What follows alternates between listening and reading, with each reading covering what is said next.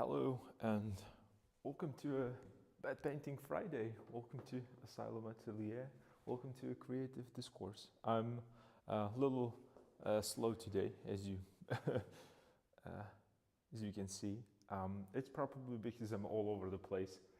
Last couple days were kind of a interesting experience, and you kind of started that with that question. I hope all went great with your commission and that your patron loves it. I'm too slow too, don't even know what to paint, so you're good. Yeah, well, that's something that actually today and this is interesting. I started early today with like, thinking what am I going to do, how am I going to approach today's Bad Painting Friday, and so many options that I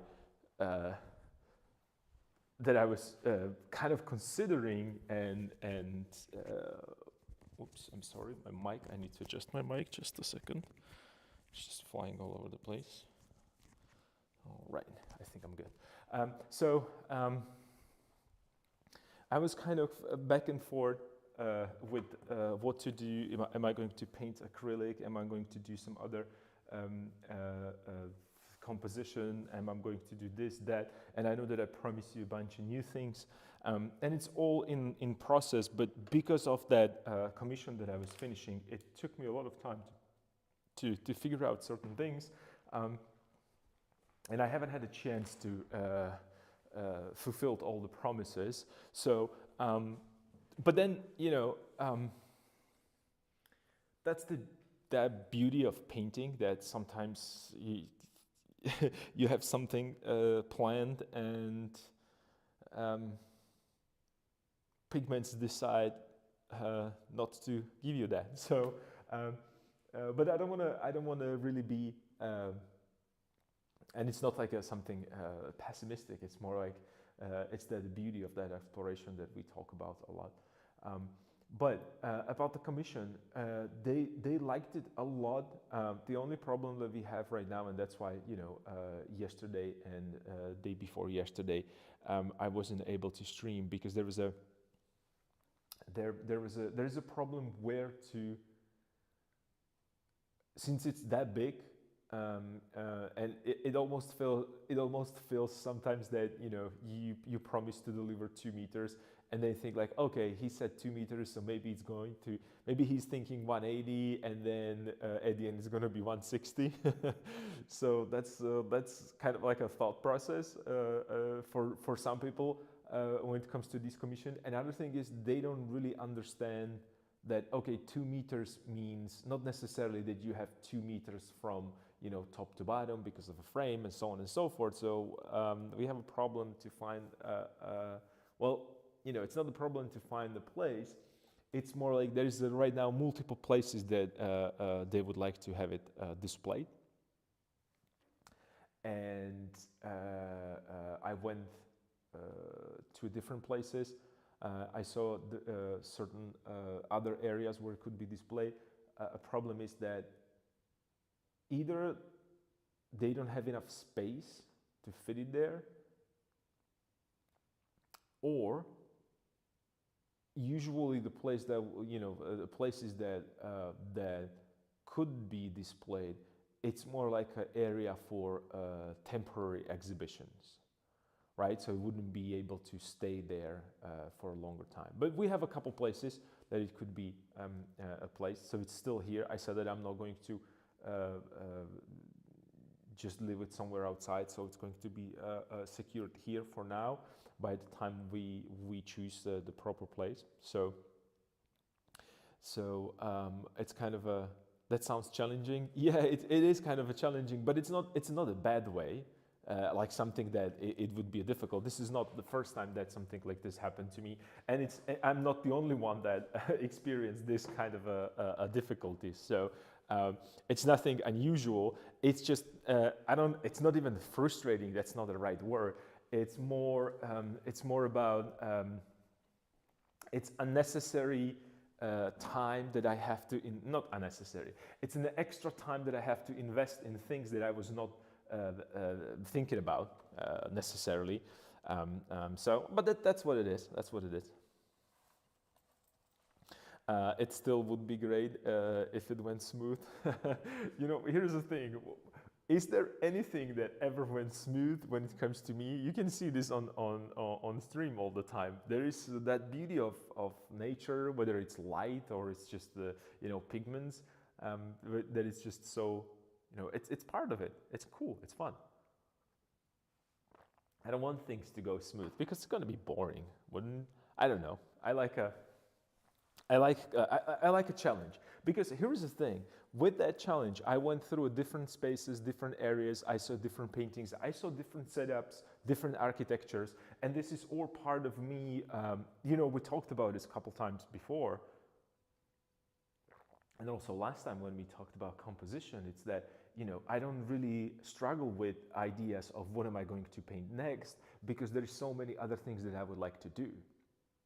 It's more about I struggle what I am not going to do, because it does not, it's not going to turn well. So at this point, I would think something's wrong if it does, if it goes too well with you.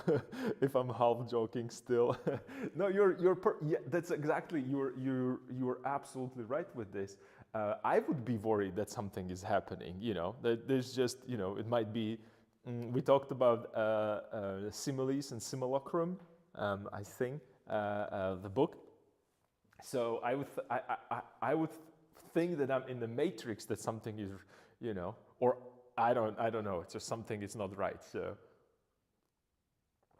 yeah. But today I felt, and here's the thing, that the idea that I have here right now, even with the still lifes, I still need to read that. Yeah, and you should, because it's really good. It's really good. It's not really good. Let me rephrase it. I think it's one of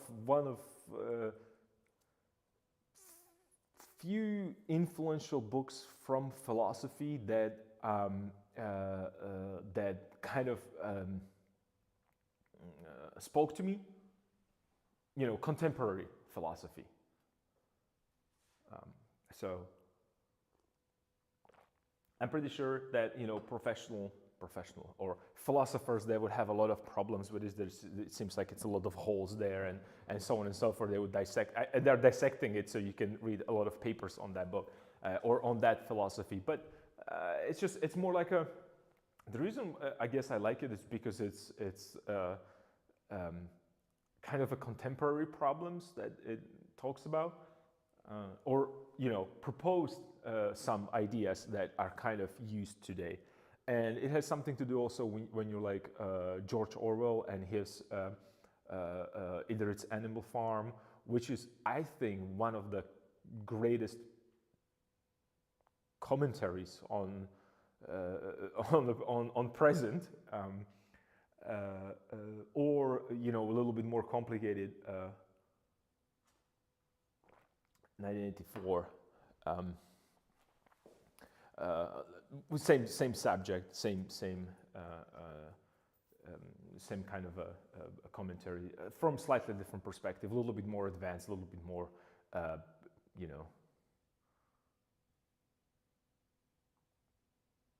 little deeper, I would say.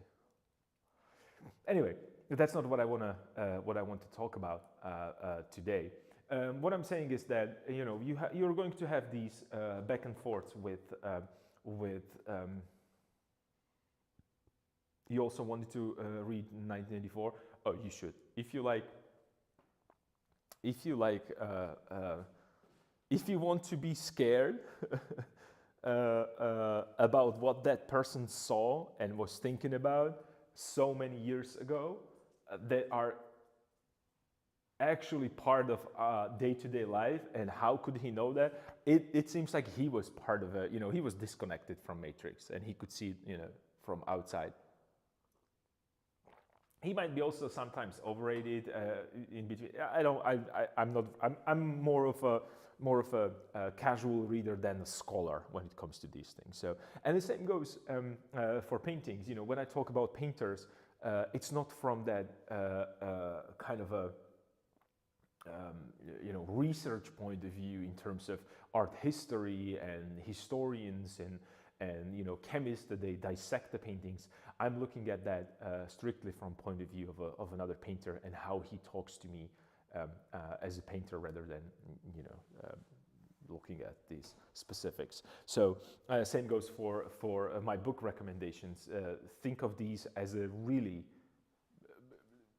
strongly subjective recommendations, and if you do not like them or you disagree with them and you have some pointers, I would be more than happy to hear about these things, because that dialogue or discourse, creative discourse that we have here, I think it's incredibly beneficial. Not only for me, but you know, I'm doing it for selfish reasons, of course. It's helping me a lot, but you know, I like that dialogue kind of a thing going on between us here. So yeah, so let's get into this, and let me just introduce you what I was thinking about. So I saw plenty different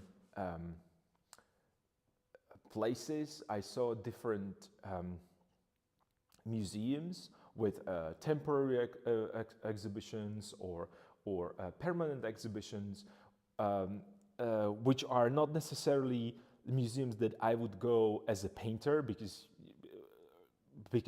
as a painter you go to museums with paintings. That's kind of a obvious things. I don't have much recommendations. I'm afraid I only started being a real reader 2 years ago. Long story. But I'll let you know if I came across anything I might be interested. Yeah, definitely. And here's the thing: I understand. I know that you said it's a long story, but I have to tell you that I am the same way. When I was younger, I hated reading. I don't know why. Maybe because I didn't understand. Maybe I was not. I don't know. Maybe there was other things that distract me from reading, or not necessarily distract. There was a different interest that I had when I was younger, and that's okay. And I started very late with reading, and that's how it's supposed to be. It's just, you know, different moments, different ideas, different things. So you're all good. Same, I preferred watching videos and playing games. Yeah. And then, you know, I think that what got me to a reading is that decline in quality. Plus daydreaming, which I really like. I guess these two things. Anyway, again, these tangents that I'm going on. So what I was saying that I visited museums with like a traditional like instruments, Slovakian instruments, like fujaras. It was so beautiful, so many beautiful fujaras there, and it just felt that, oh, there's so many other beautiful patterns and things that we have in our kind of a folk traditions. And the little cup. No, it's not little. It's the apple is little. The cup is pretty big, actually. I should probably put my hand there, so or something that you might know the size, right? What would be something that you might know a size of that I have here? I'm looking for something to put it there. Okay, I have. You know, this is a tape. Or actually, no, there is a tube of paints are different, but you know, or maybe tube of paint. So this is no, tape is good. So let me just put the tape there. So this is this is a tape next to it, so you have a idea how big that is. And this is a thicker tape, right? The bigger one. Which is what, like, like 4 centimeters or 5. I think it's a 5 centimeters thick, that tape. Yeah, it's a huge cup. And here's the thing: why I had this cup for I mean 3, maybe even 4 years. 4 years. My mom bought it for me when she went to one of those festivals with the folk music, and it's a traditional cap for similar to the person that I was painting, like a folk person, and they used to drink from it milk or something that's called zinčica, and I cannot really translate it to English. It's a specific dairy product that is from sheep, if I'm not mistaken. Anyway, it's just something that they used, and this used to be in every household. And you could actually do this on your own at home. So most of the folk traditionally they made their own stuff that they need out of wood. And if you really wanted to go further, you could have like these beautiful, nice. How would I put this? Like these nice ornaments on it, for special occasions, so on and so forth. But this is like a very, very not cheap, very simple one for everyday use. You would, since we have like a lot of mountains, and we are a little bit more like a mountainous country predominantly than plains and flats. So they used to live in mountains. People used to live in mountains, and they used to be. And we talked about this. It was not farmers; it was shepherds. Yeah, they used to be shepherds, and they used to go into mountains during the summer with sheep, and goats, and cows, and so on and so forth. And they used to take these together. And the reason you said that it's the apple looks like a ballet dancer on the top of it is balancing. That's something that I used to do, and it's just and I saw this. It's usually because they were together with nature. It wasn't necessarily that you didn't have a table to sit on, and it usually was either like you were on the ground and you put the cup on the ground, and then the stuff that you're going to eat that was washed, you didn't want it to put on the ground right next to it, so you put it on the top. And you could see like a pieces of bread there, and you use this cup also as like a little table for stuff. So you put a piece of bread on top of it with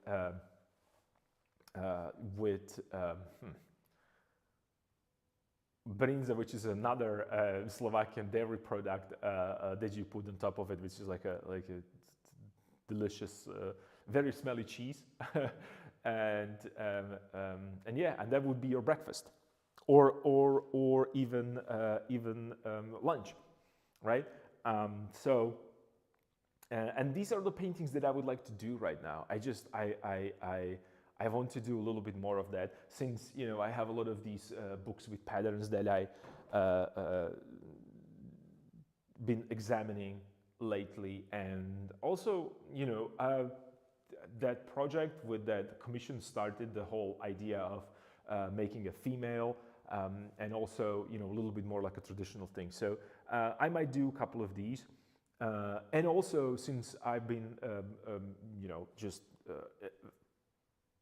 going around and seeing all these places where you can exhibit kind of a traditional Slovakian culture, and we don't have paintings there, only pictures, very little paintings. So maybe I could do and put together a little exhibition, maybe even some kind of a for not only for temporary, but maybe for a more stable exhibition. So now I'm hungry and I just ate. Sounds like a great opportunity for you. I mean, and here is the thing, it's just something that you could think about the same way wherever you might be, that there is plenty of small local areas that would appreciate that and they will give you a lot of opportunities.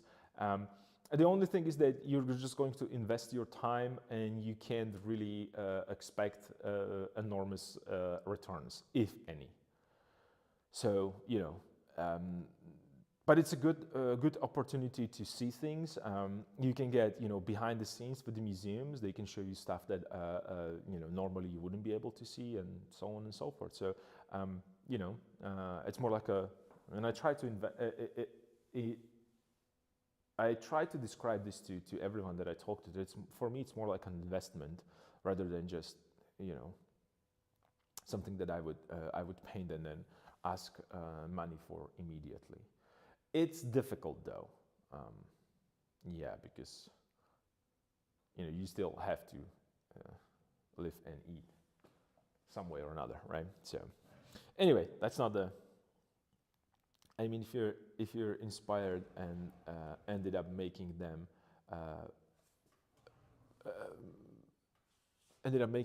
better show than having them collecting dust, leaning against the wall in the studio. Yeah, that's exactly. And here is the thing: you don't. I know that this might be really controversial thing. Not for me necessarily. I like to do these things. This is part of my culture, and I feel that we don't have enough of this, so on display. So let's get into this. And also, I want to point out a couple things that I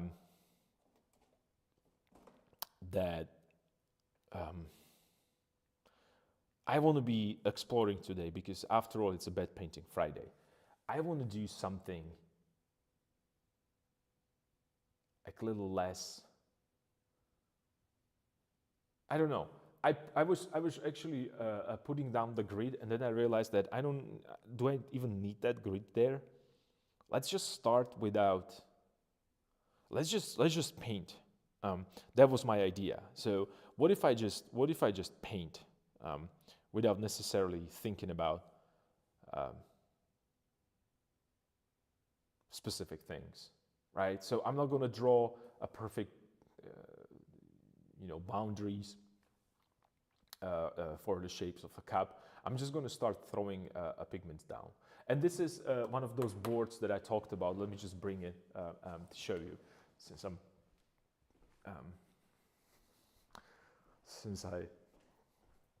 it's like a similar than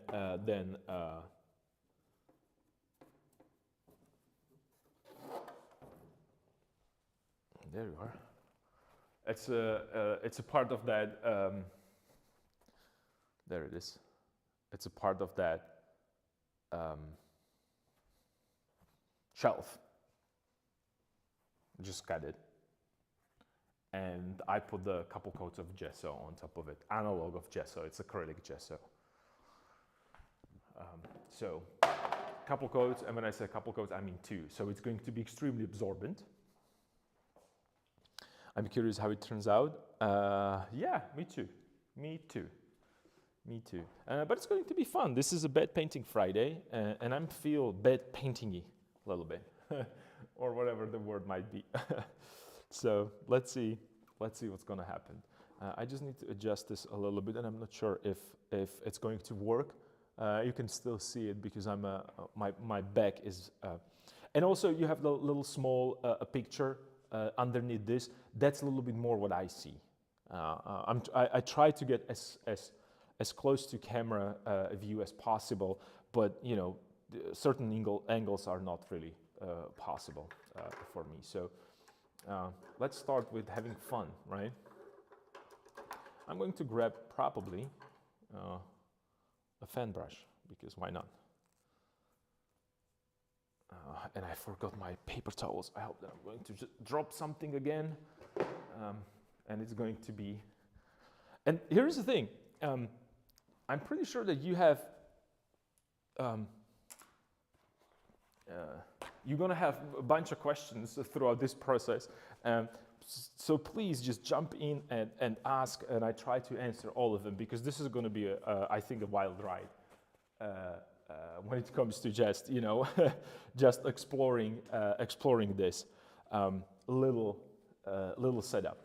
And I also mentioned that I want to explore composition ideas, because this is a very simple subject.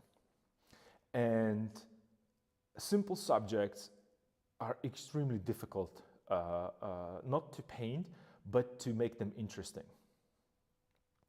I actually put that apple on top of it because it kind of creates a tension. It's a position where you wouldn't necessarily expect that that apple to be, and that's kind of a cool thing. The question is right now how to put it into like how to compose it. And I have this grid right here, and I know that, you know, I changed my mind, and I'm not gonna use it necessarily, but yeah, that's the first thing that I noticed. Yes, absolutely, that's the first thing that you notice, and that's something that I wanted to use as like a little hook for your, because you're visually used to see certain things. And you don't expect to be in this position, balancing. And I'm playing in my head compositionally with a lot of balance these days. So I'm kind of interesting to play with that a little bit. So, and it creates like a nice. I don't know if you can see it, but there is a apple that is kind of a circular shape, and then I have two openings there, which kind of creates a kind of a circular theme there, which is or elliptical rather, because these are not circles, because I see them in a slightly different position. But anyway, let me start with just, I don't know, let's just start placing a pigment. So what I'm gonna do, I'm gonna approach this, and I didn't even tone the canvas today. So that's how you know, out of touch with reality I am. But it's going to create something interesting for us. So I'm going to hit it with a, I don't know, like a darker value. And I don't know the surface, but I'm pretty sure it's going to be extremely absorbent. And I'm looking for like a dark, warm value, maybe a little bit of black to get it turned a little bit more towards that kind of a purplish. Well, this might be dark enough. And compositionally, well, let's just think that like maybe here, might be that apple somewhere, I don't know, maybe this way. Yeah, and since I have this dark value, I'm just going to, I'm looking, perhaps I could, like this would be the shape, like the darker value inside, and then maybe this is the apple right here. This could be the darker value here. And that would be the side of a handle. But it's definitely not as dark, but I'm just giving myself like a little bit of idea where I want to have it compositionally. And maybe this can be here, these darker values. Yeah. Okay, let's mix. That's about it. What I'm gonna do with when it comes to this. When it comes to this setup. Another thing is when you work this way, instead of thinking about lines and directions, I'm thinking only about shapes of color. So I have to go into pigment and cover the painting as soon as possible, because if I don't do it, I'm gonna be stuck with something that I'm not sure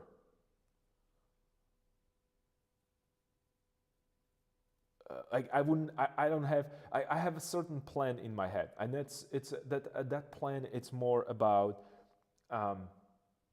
intuition rather than construction, if that makes sense, right? So I could actually go and maybe just do this, and then maybe even push this right here a little bit more, and then I have a little bit of, see, I should probably get rid of that tape because it's kind of blocking my view right now. Maybe it's going to be, maybe I should push it even more. See, and the reason why I'm working with this immediately, it's because I want to set up some kind of idea here. And if you check Richard Schmidt, for example, and his famous books and ideas, he is thinking about painting. This kind of approach for him would be, I have to protect these darks the same way as watercolorists would protect their lights, because they're kind of a main idea in composition. And I'm creating really calm kind of idea here, only because I don't want it to be necessarily loud, for lack of a better word. So let me just throw some background, and let me desaturate that background, because I think that it needs be desaturated. And I feel it's like a yellow ochre, and you can see I have 3 yellow ochres. Remember, I bought some yellow ochres, so I want to use them. And you can also see the scratchiness right now. It's because this is wood, so I can actually start scratching and hatching into it. So I want to apply these techniques as well. They're kind of similar to what we were doing.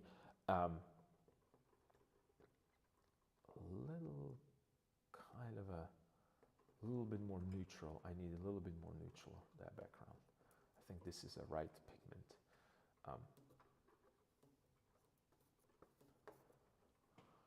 Yeah, might be.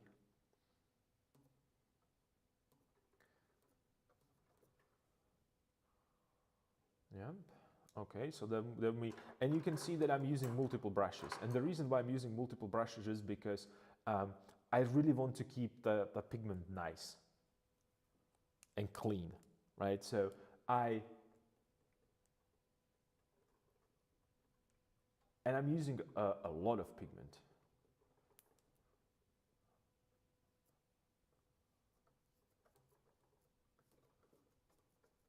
Ooh, and it's extremely absorbent. It's kind of sticky. So this is going to be fun.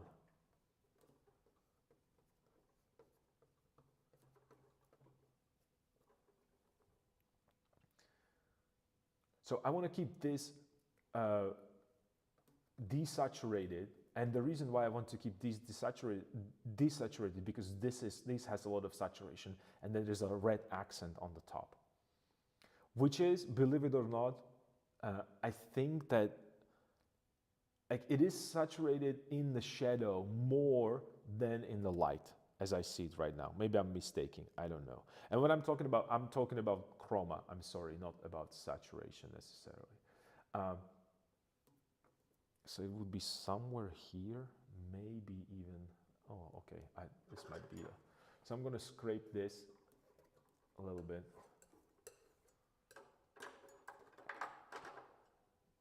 All right, let's see what's gonna happen. Maybe I should throw that red there. So let's try that red. And again, I should probably squeeze a little bit of alizarin there. So let me just grab it from a different palette that I have here, because I want kind of a, yep. But I'm not going to use, I'm going to use a different red as my body for pigment, and I'm gonna just adjust it with this a little bit. Because I need kind of like rose. This might be a little too, well, maybe not. Oh, that might be a little too dark.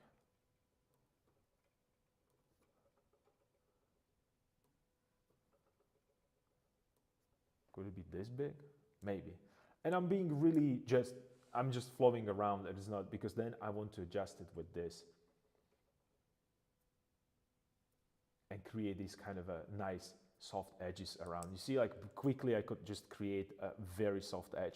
And it has nothing to do with me trying to draw it perfectly at this point. Let me maybe just add a little bit more saturation into that cap. And I'm looking for like a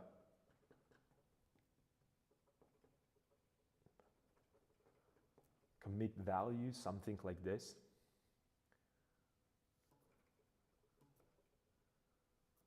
Mid value, I'm sorry, something with a little bit more. And I went into the mixture of a background because when I squint, they're very close to each other. I mean, it seems like they're almost the same thing. When it comes to value, I just adjusted a saturation a little bit. Maybe it could go even further out here. So let me push it. And this is really, I mean, you know, this is really a lot of fun. There's nothing, you know, there's no.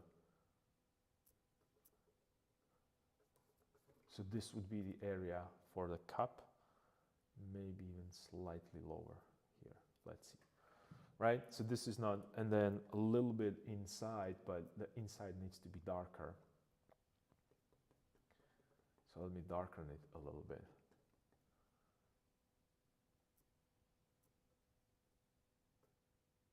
Right, that would be here and here, and then I need a little bit of here. And since I already have some pigment on top there,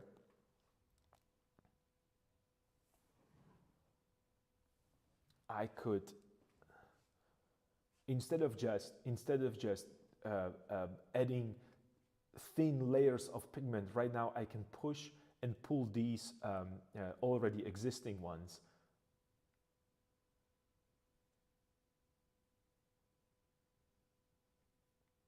and create soft edges. All right, this could go maybe a little bit more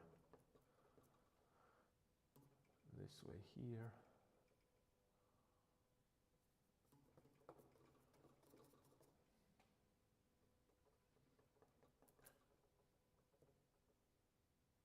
This is nice.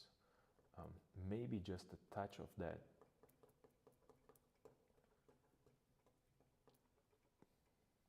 To cool it down a little bit.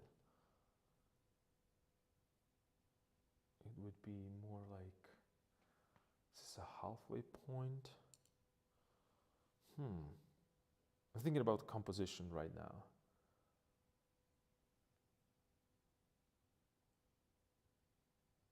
So I could maybe push it here.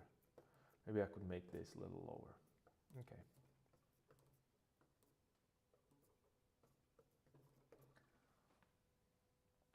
Yep, and then this is going to be, I'm thinking about the floor right now.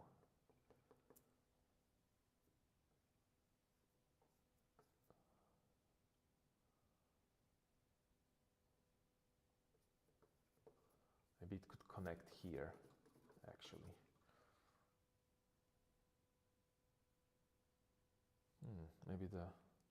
Maybe apple could be a little bigger. Maybe I could make it a little bigger. The shape right here. And that would give me a chance to make cup even bigger.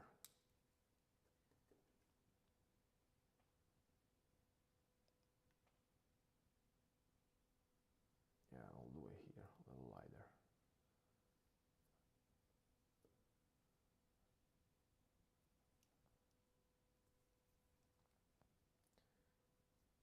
And the beauty about this, a specific thing, actually is that this specific object is that it's not symmetrical. It's funny, it's not symmetrical,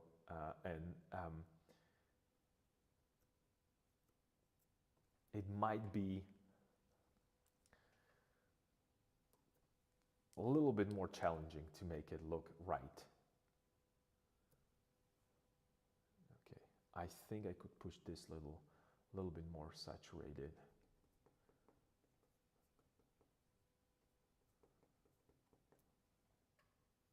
This area right here.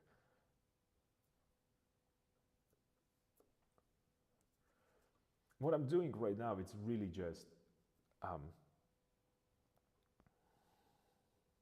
okay, I got myself a small oil primed canvas panel.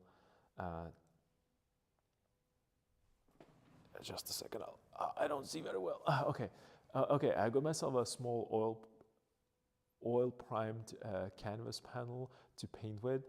The one that's too smooth, but that's okay. I'm trying to get myself to paint something better than nothing. Yeah, sure. That's awesome. That's awesome. You see, like I think I moved away a little bit from my painting, and I think that I need to work a little bit more with these values right now, because it's really starting to blend together a little too much. But that's okay. Like, let me maybe just make this a little bit more vibrant and a little lighter. So I give myself a little bit of like just a touch of understanding of what's going to happen here. And it's very, this is really just a starting point.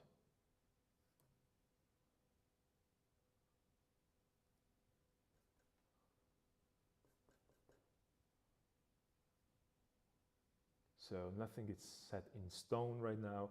I'm just a little bit trying to, I'm trying to understand a little better what's going to happen with this particular painting. It might maybe even go darker. So under here it's opening, and here it's opening, and you can see I'm just really throwing it around. I don't look for precise brush strokes right now, and that really the reason is because I want to have fun before I get too technical, which happens to me very often. And since this is a bad painting Friday, I really want to do bad painting. Again, when I said bad painting, it's one of those a little bit more challenging, a little bit more colorful, a little bit more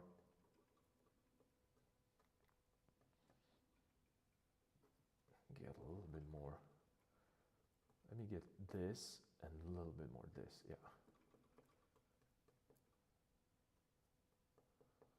I think I could push this a little bit more desaturated and maybe a little wider. So maybe with a little bit more of black, it's going to turn a little bit more blue.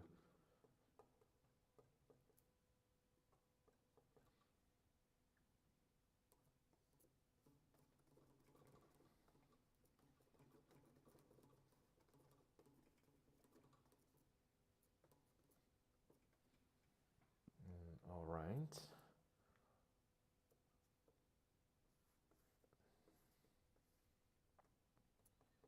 And I'm not right now using any medium yet, but I should probably start pretty soon. But it's okay. But I'm just really having fun. You remember how much fun we had with acrylics? Same approach. I just want to have fun with oils the same way I had with acrylic pigments. And it doesn't seem like I'm doing that much, but I'm just really trying to find something interesting in this composition out of abstract shapes,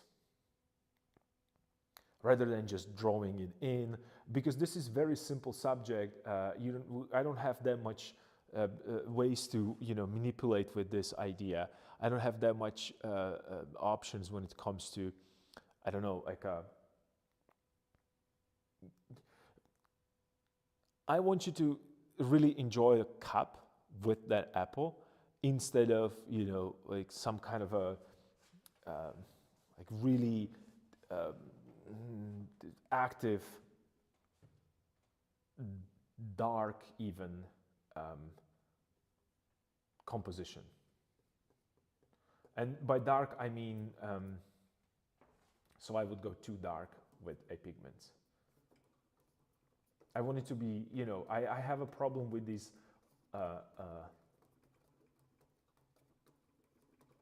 light areas, and especially when it comes to, you know, we talked about this with the previous paintings, like finding a color in light, like these small nuances. And you remember I was talking about that exercise that you could do, and that exercise is about putting a white cloth, and on top of that white cloth a white plate, and on the white plate like white cup, and try to find the color and the nuances in these trying to find nuance in such a small range of values.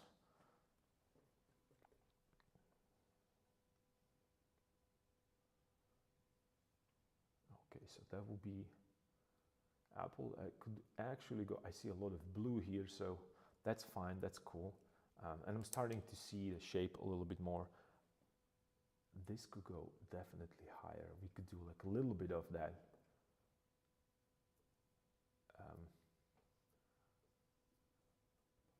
Dynamic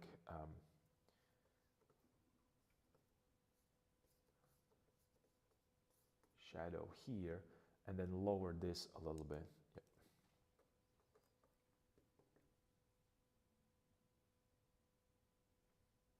A little bit here, so I could push that shadow a little bit more. I always wanted a shiny surface and got it for free. That's cool. That's awesome.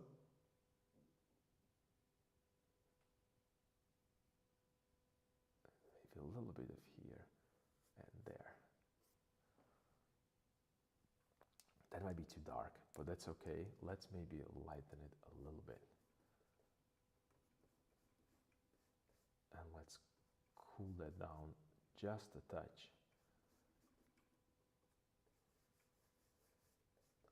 Oh yeah, this is way better. And this idea is from that Bed Painting Friday acrylics.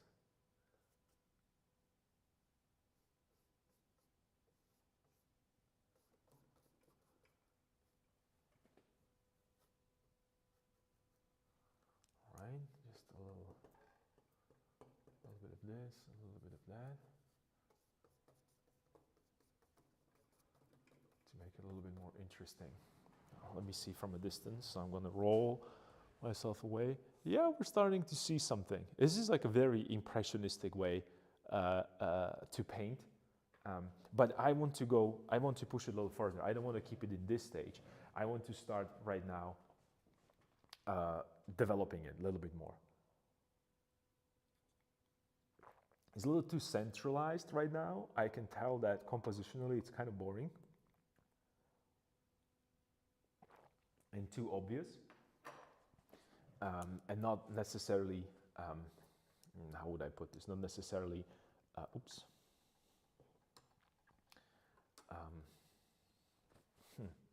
what would be the word?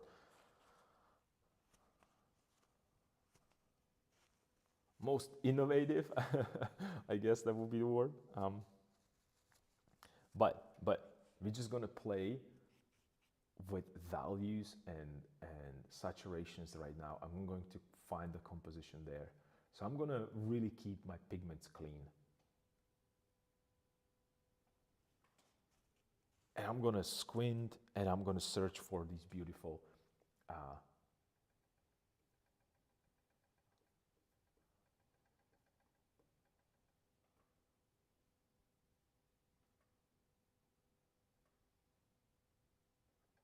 color nodes. Can I call it that way?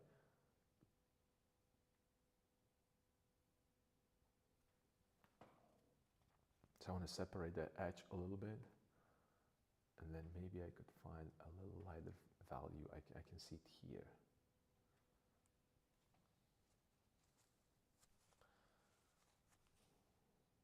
But it's going to be, it's almost like orange. So let me get into this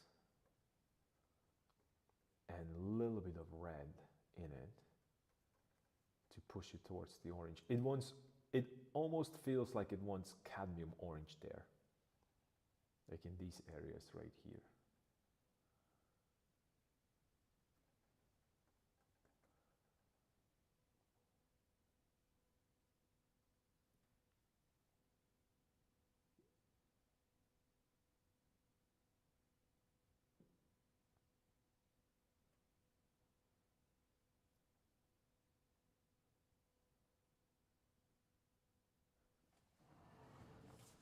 And I want to keep it a brush with the brush strokes, brush strokey, I want to say, right? So I'm just, like I said, I'm kind of having fun with the color right now.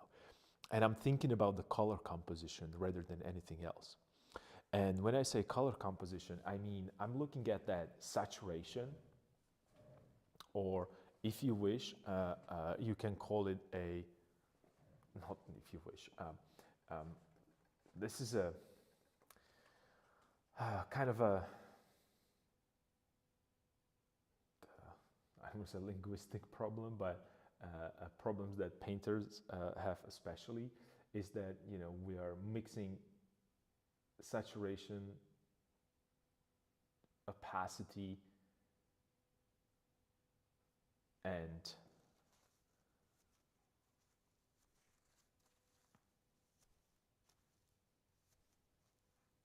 chroma.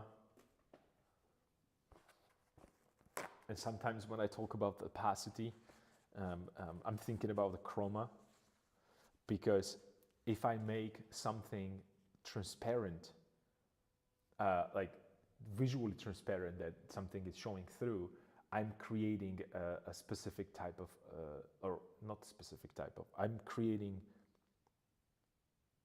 I'm arriving to different chroma based on the layers that they are underneath.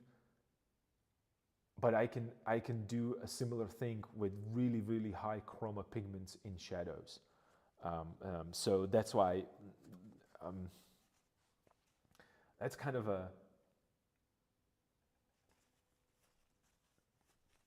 difficult subject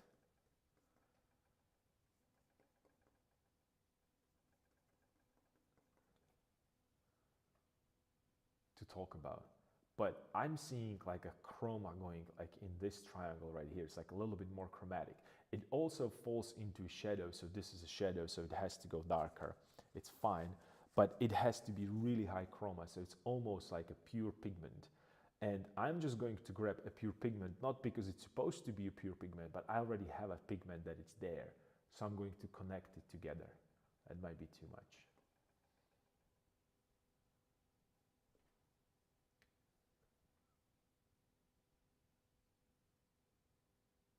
It goes all the way here.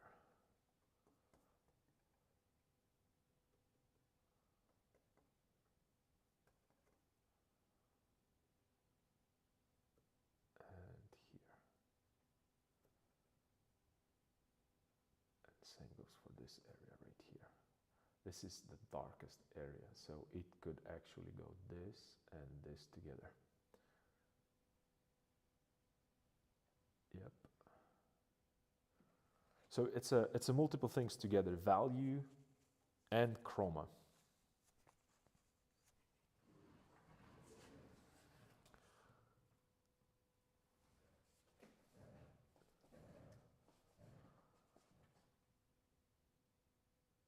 And the soft edge.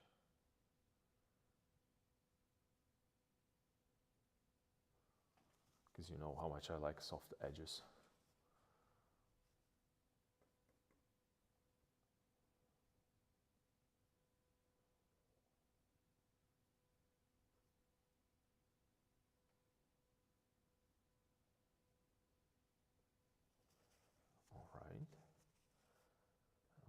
lighter area right here as it turns away. I should maybe push it with a slightly darker value. Desaturated, or so it's not chromatic.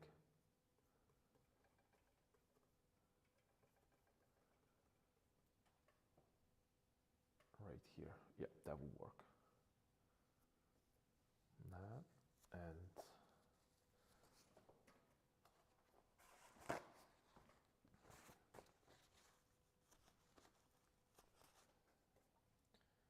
push it all the way here so it doesn't bother me there.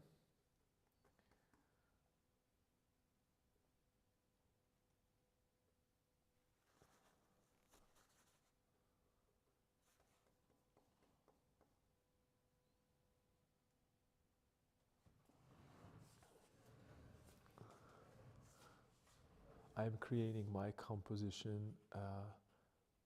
messed it up at first, but I made everything soft blurry, inspired by your method, and redid it. Now it's better.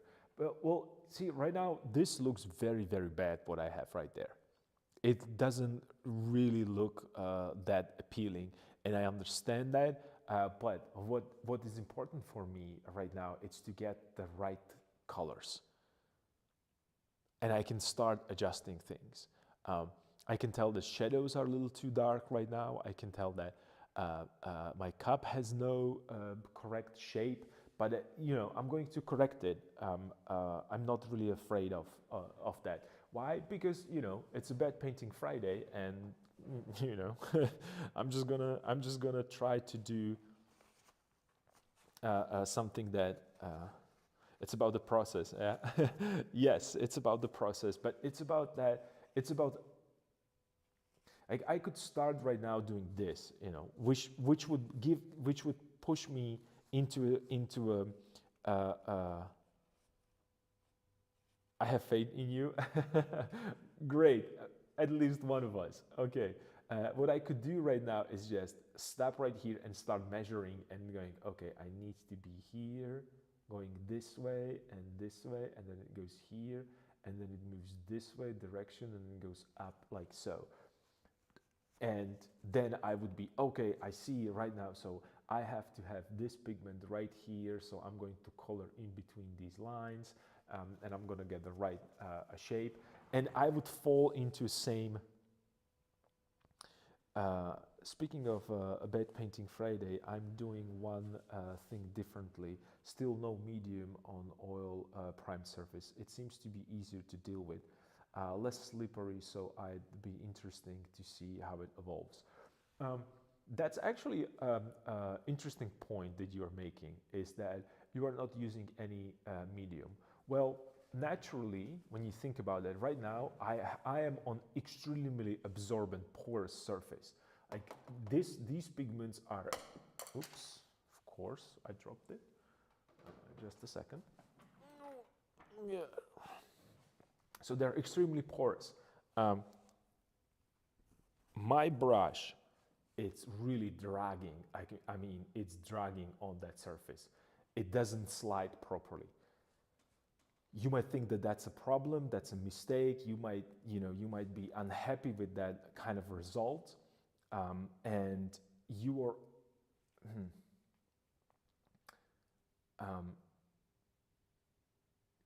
You wouldn't be, and the reason why one of the reasons why I feel a little bit more comfortable doing this right now, it's because doing a proper drawing of this and then trying to color things in between would be extremely difficult.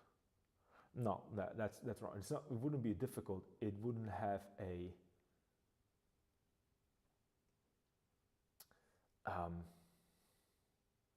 what's the word that I'm trying to use?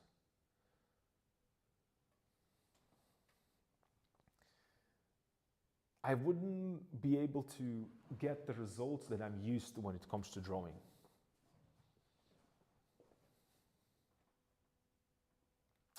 Sometimes with absorbent surface, it feels too dry, and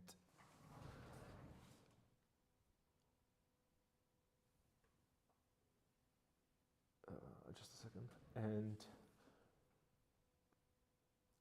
medium to help it out. Yeah, sometimes, I'm sorry.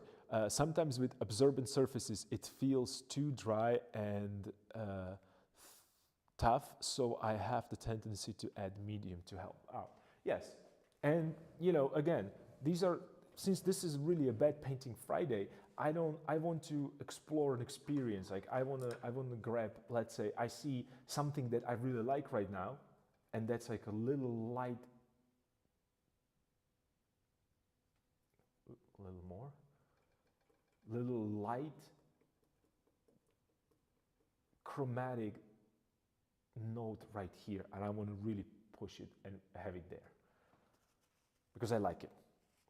I don't care whether or not it's supposed to be there when it comes to drawing and the values and so on.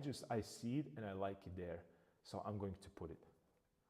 I also see this right here, and I'm slowly going to work with this. It needs to be a little bit more saturated. So this is when you think about and I also see like a little nice kind of a light value right here. It's kind of a weird way to think about the painting, and especially if you come out from like really traditional school where we measure everything and we kind of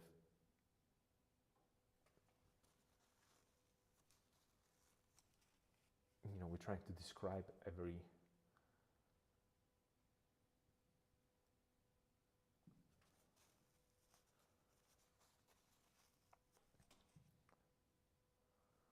little inch of a painting. But right now I'm just having a really, this should go down, and it should go here, and it's get really thicker here because it's a side, and it goes all the way down and the bottom, right? And I need a little bit more of this right here. Now let me correct the edge.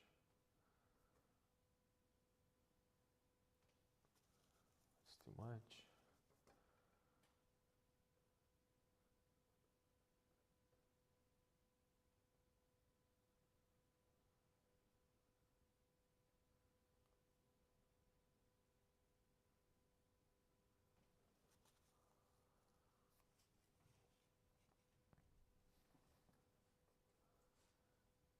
I also feel like this should go a little bit more out.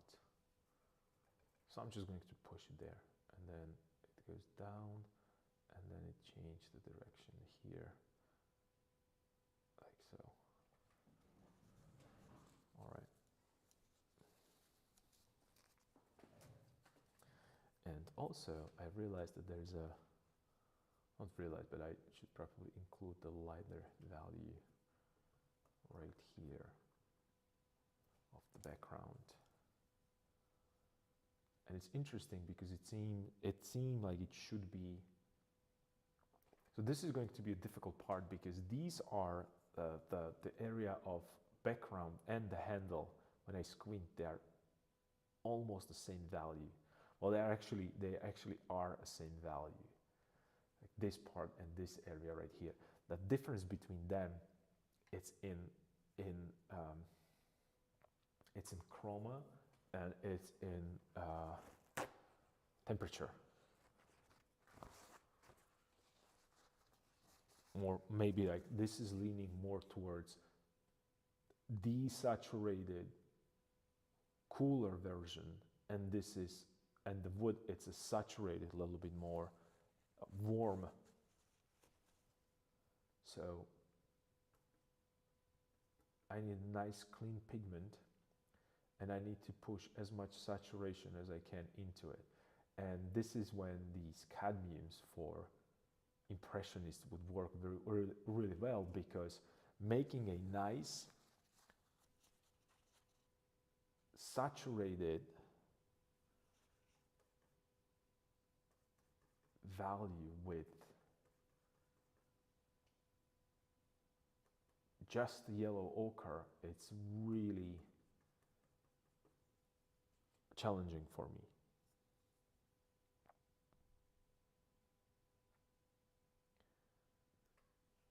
So it's right here.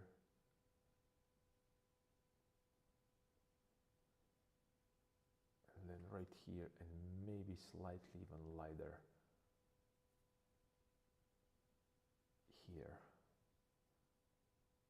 And then there's the little point right here.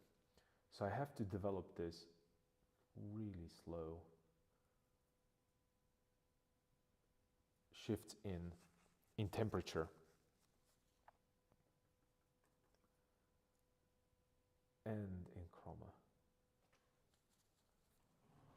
So what I'm trying to do, I'm thinking about this as a three-dimensional object, because it is a three-dimensional object, but I'm thinking about value and chroma simultaneously.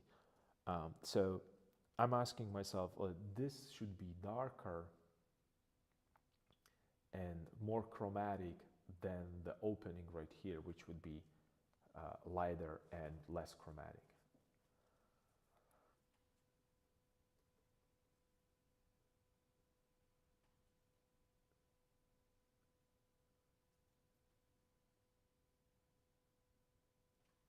And by understanding this, I can then go even further and ask myself, like, how am I going to describe this?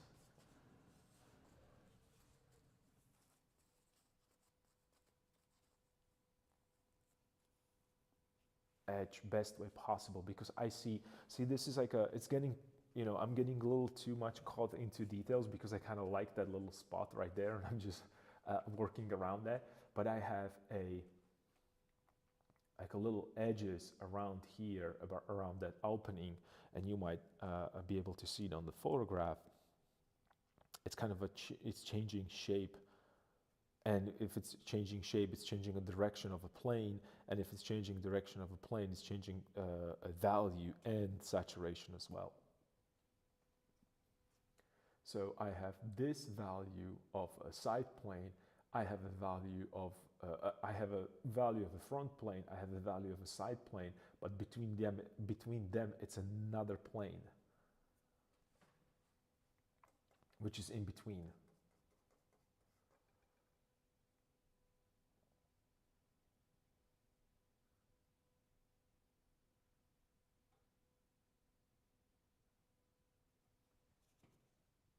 Let me just at least suggest it there. Okay, let me go a little darker here.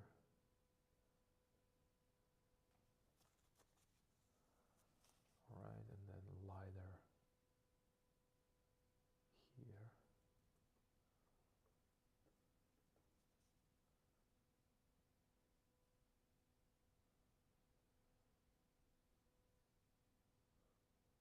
This could go even bigger.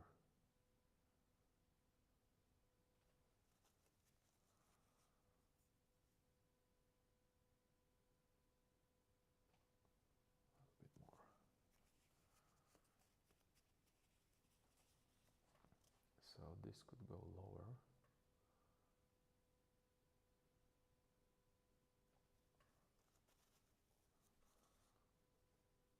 And I'm really placing one brush stroke, and that's it. And then I'm wiping my brush, and I'm putting a different value, a different color, different pigment. All right, and then I see, this is going to be a tough one. I see a little bit of background and also a shadow.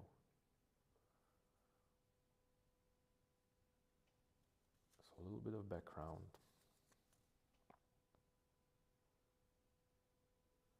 And a little bit of shadow.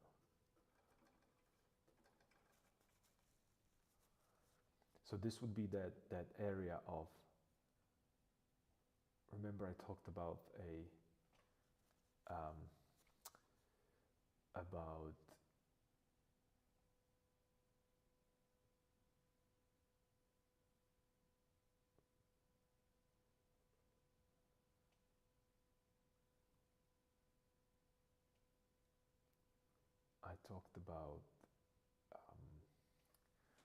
when it comes to impressionistic landscapes, and they do these beautiful, nice kind of a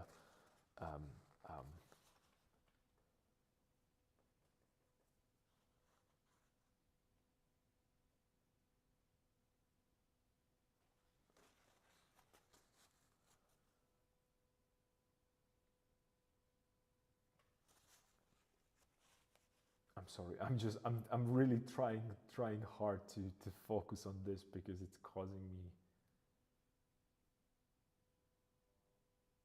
I'm panicking right now. It's not going the way that I want to. Okay. All right. I'm back. So this is a bad painting Friday. In a nutshell.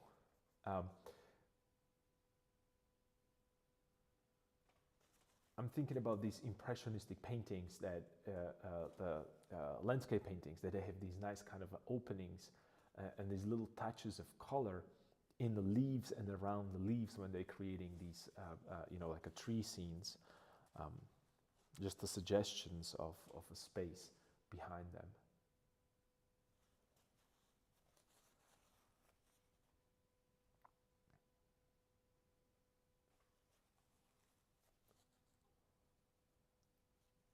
Maybe I should go even dark. Maybe I should go darker here. I'm feeling that I could push it darker in some areas.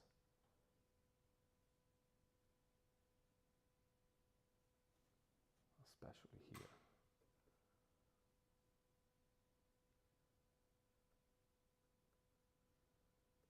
And here.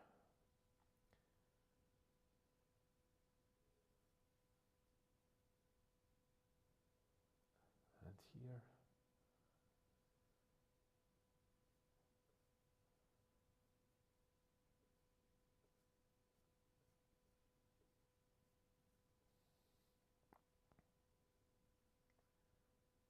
Softening it a little bit.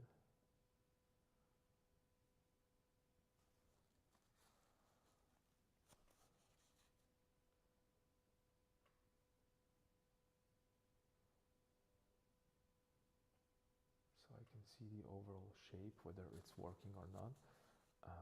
I could push this a little bit more out here.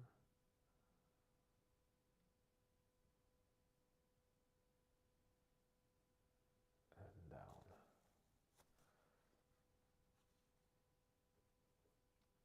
And then I need a little bit more here.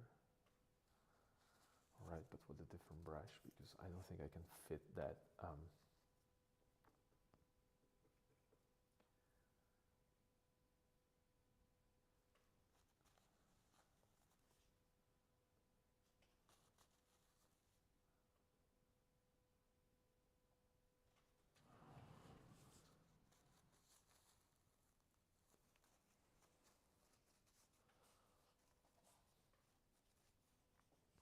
All right, and then a little darker here because it's a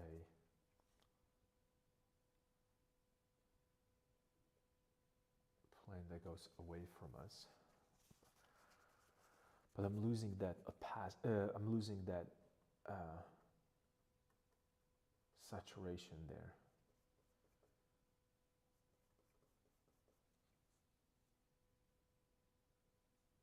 Yeah, a little better.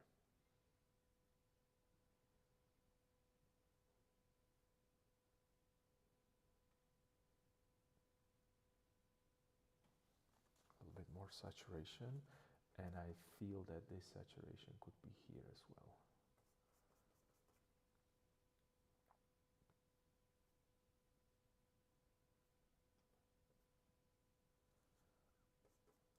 It also has like these specific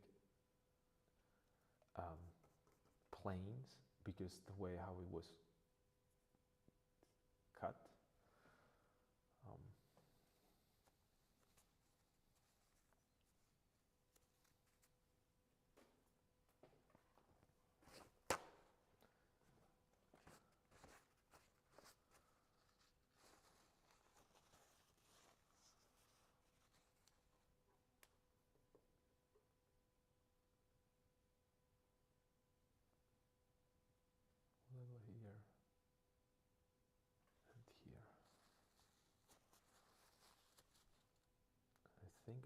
push this saturation so we have something to work with. A little bit more, yep. Let's go.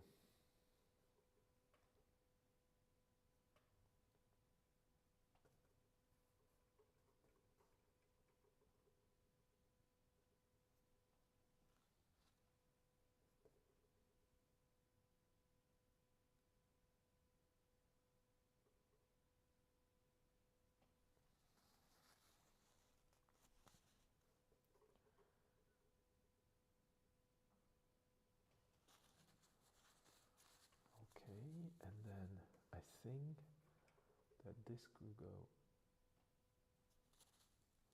a little bit higher. Yep. And then this here would be a lighter value. Kind of a highlight. And that will give me this opening right here, this opening, yep. All right, all right, all right. Maybe we're getting back to it. There's a lighter value here.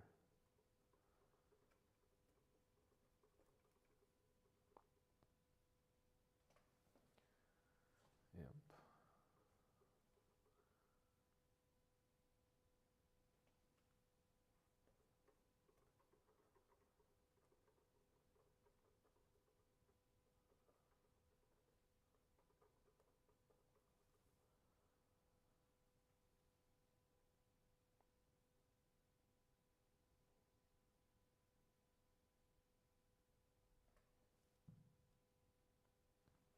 All right, so this needs to be dark.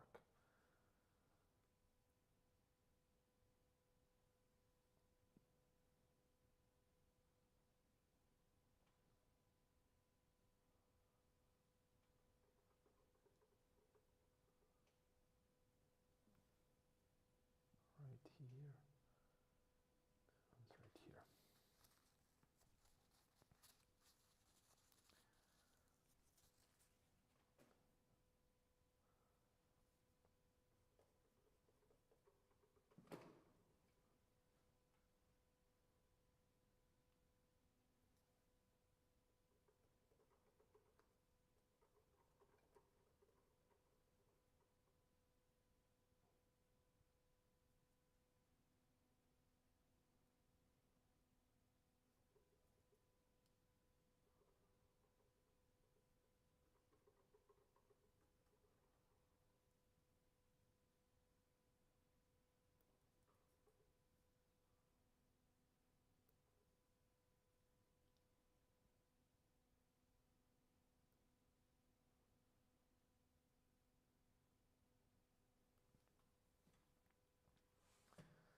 All right, let's work with this a little bit. So it goes all the way here, and this goes all the way down here.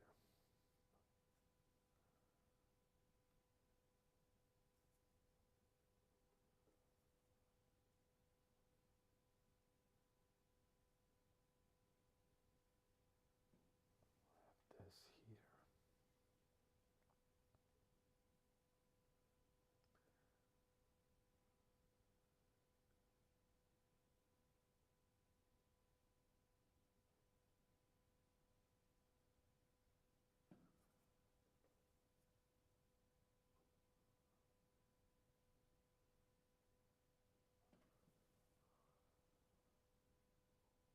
Mm-hmm.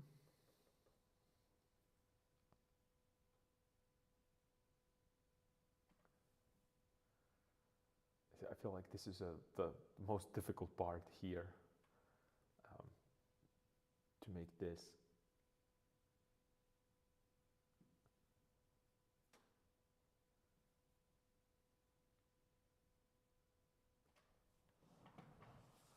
This handle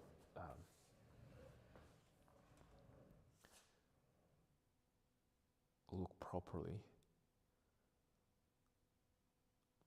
And I think that I should extend it a little bit even more.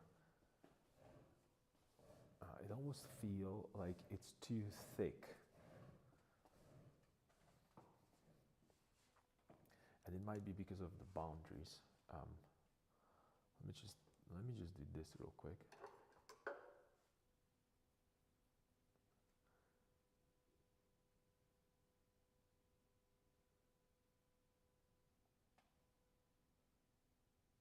Because I don't see the composition because it's very close to.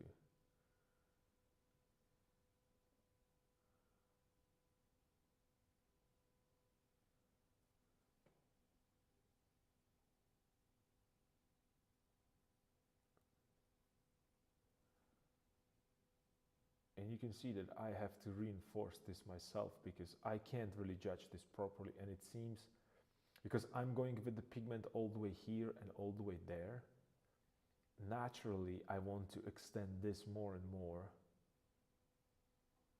because it feels like it's too small for the composition.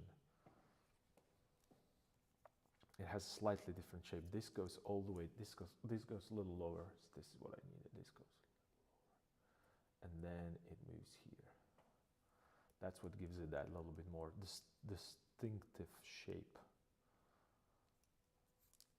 And then I have this.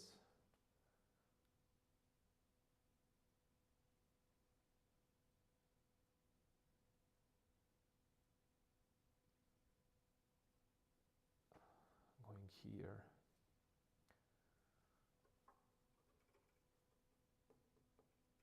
And being mapped with this.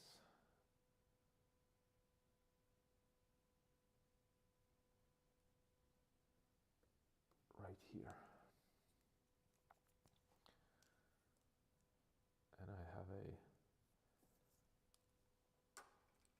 darker value.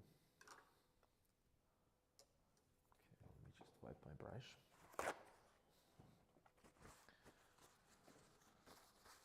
So I have a darker value.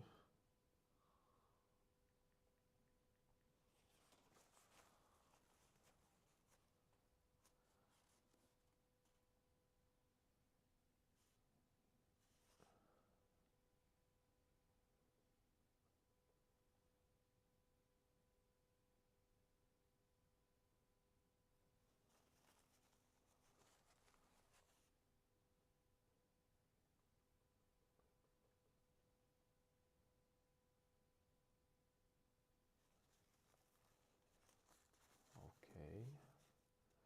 And then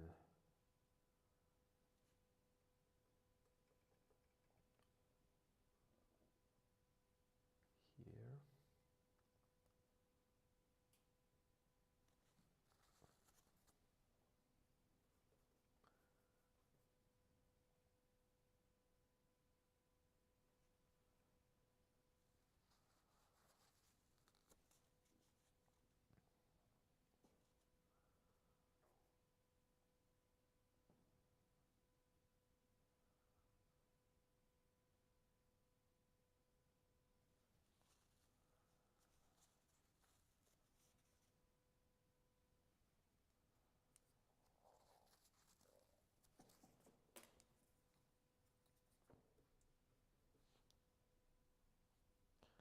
This seems like a really, really dark value. Should I push it that dark?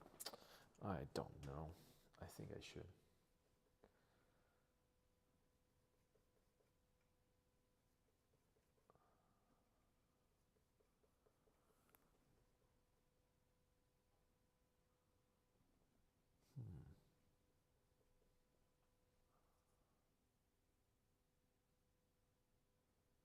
I think I should, yeah.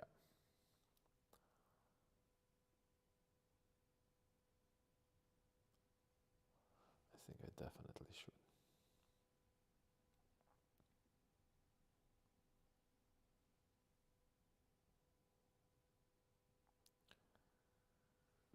And it needs to go all the way.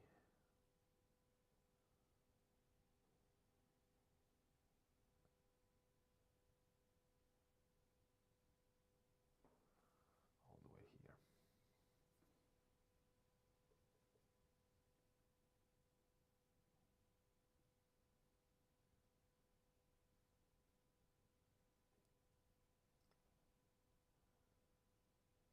Like so, okay.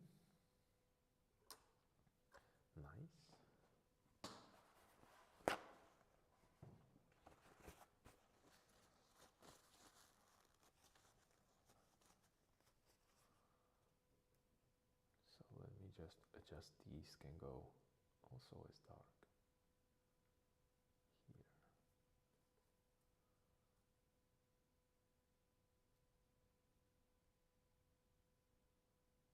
And here.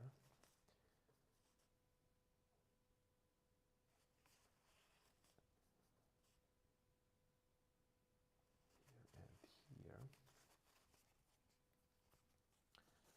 and it's lighter, or I'm sorry, smaller on this side. So okay, and then I need more of that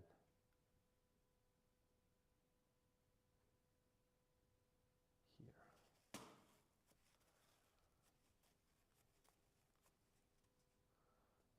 Maybe I should push it a little bit more.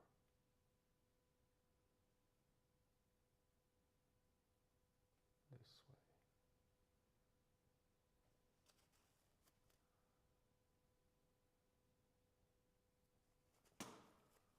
To make it slightly smaller.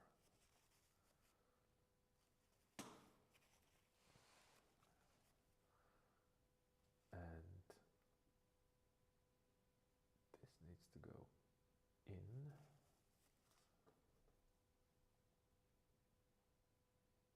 This way. I'm correcting right now these ellipses here.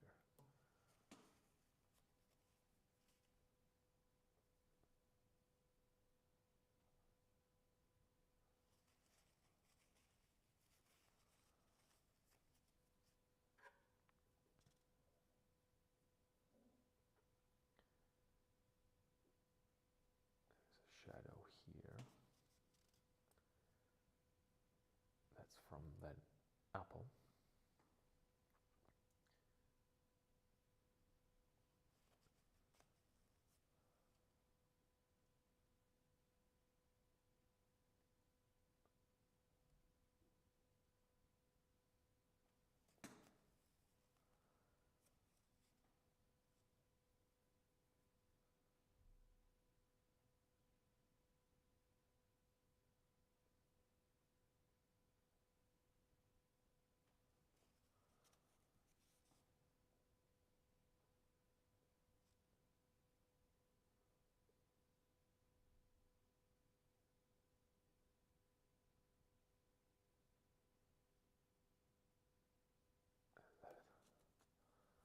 A little bit of that side plane right there.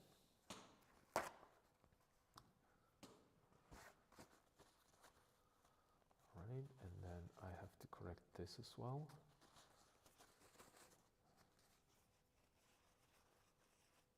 This is too big.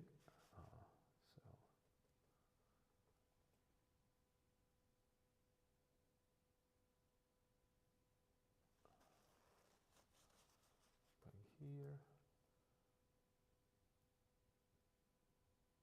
and here.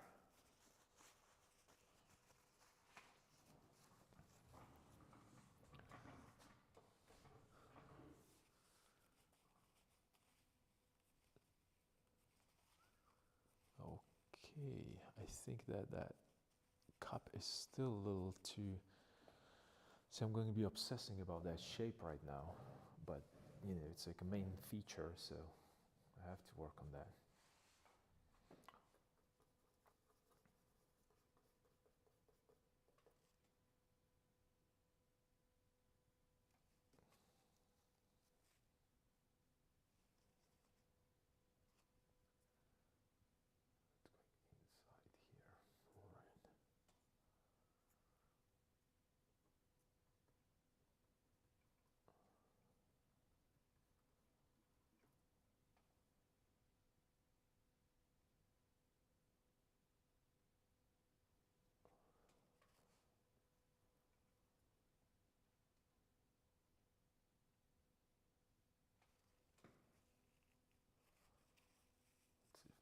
This might work actually.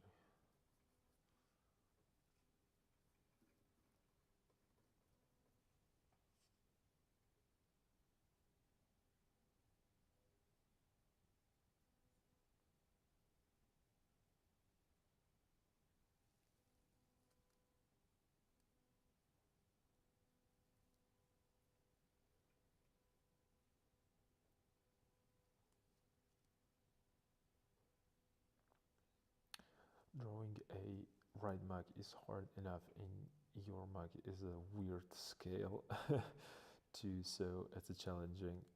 Looks good to me though. I love the touch of red strokes at the bottom at the mug. Yeah, thank you. I mean, these are just like a these notes, and I just have to work with them, and as it slightly changes, like because I am, with artificial. I'm not working with artificial light, but with natural light. I have to, I have to think of that a little bit, but let's see what's gonna happen.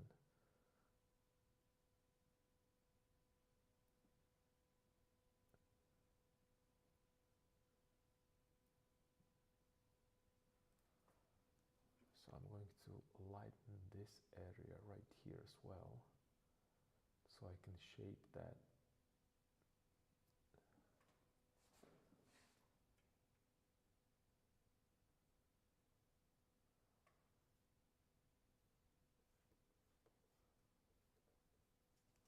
It's going to be here.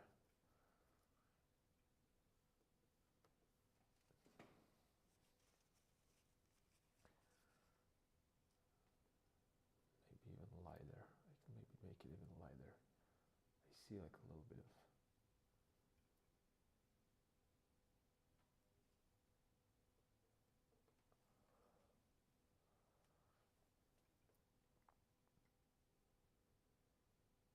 It's going here, and then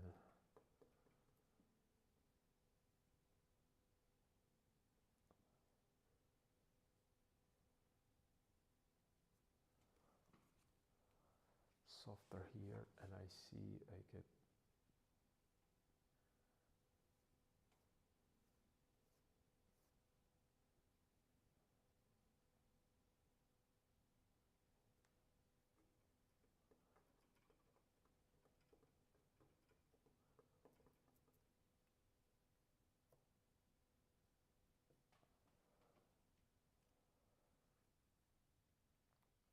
Okay, and then it's going to be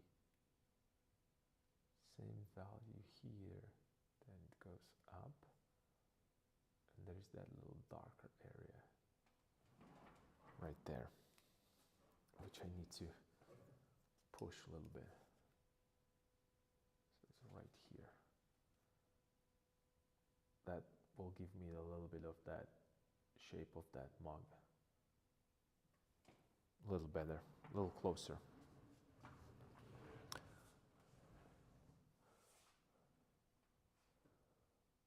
I'm working with a natural light as well, and it's super dark outside. Bad Friday indeed, not just for painting. And and my apologies in advance if I miss your questions. I'm trying to paint and watch your stream at the same time, and that doesn't always work. Yeah, I know, it's all good. It's all good. I understand that. Don't even worry about. Don't even worry about that. I am happy to paint alongside you guys, so it's all good. You don't need to be worried.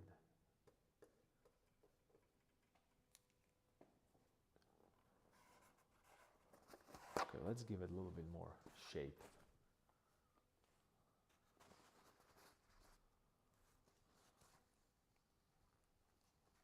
I'm just saying so you know. Okay, all right. Okay.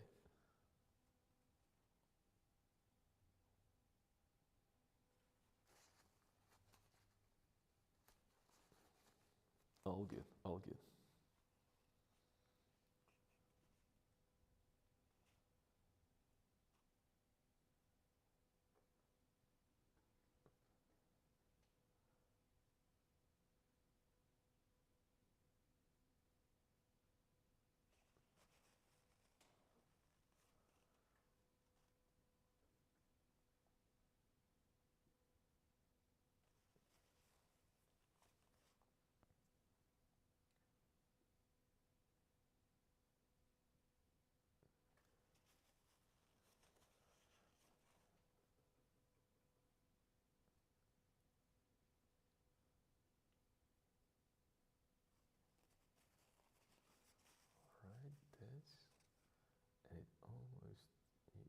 should push it even more. So I press this, put this into wrong spot, into wrong place. It's supposed to be here.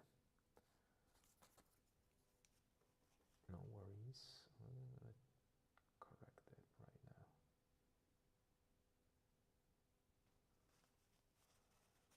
Cool. All the way here. Now let me place that darker note again, but in a slightly different area right here.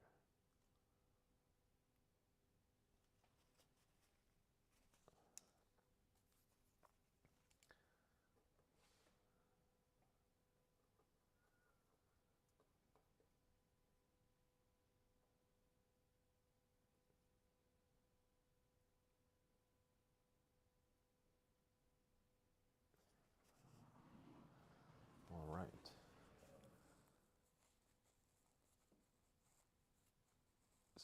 Slightly different shape. Okay, yeah, that's better. I need to correct.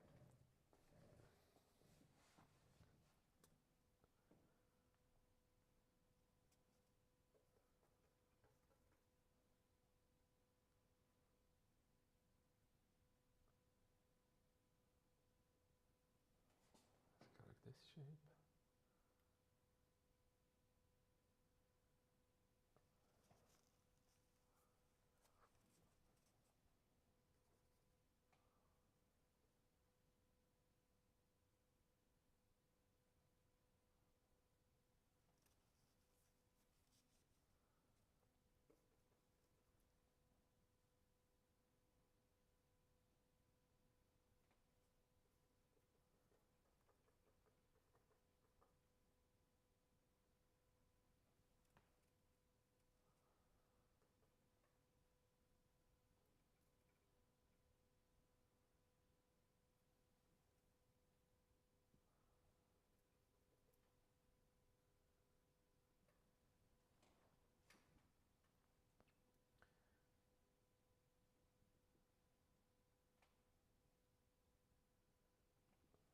Should be this way.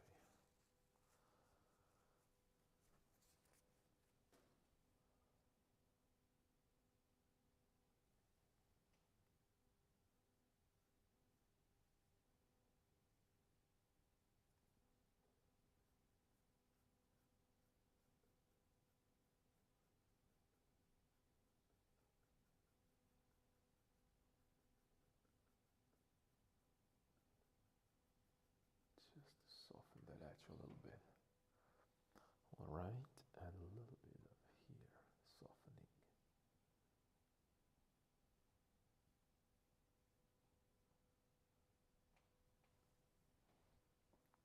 Just a touch.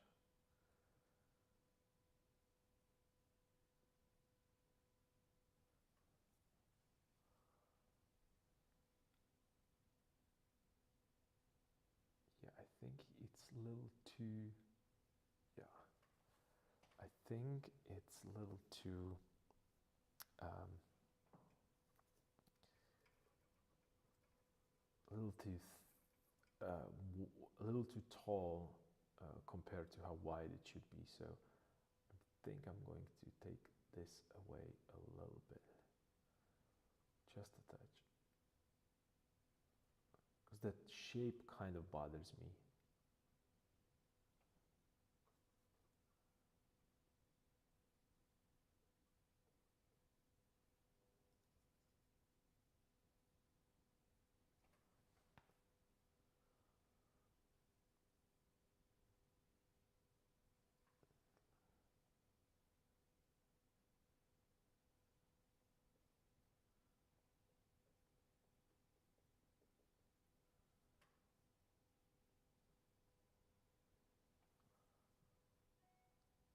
Soften it a little bit.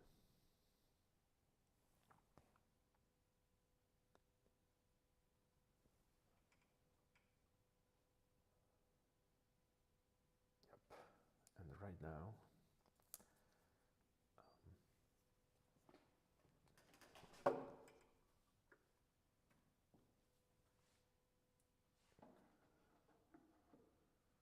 need a little bit more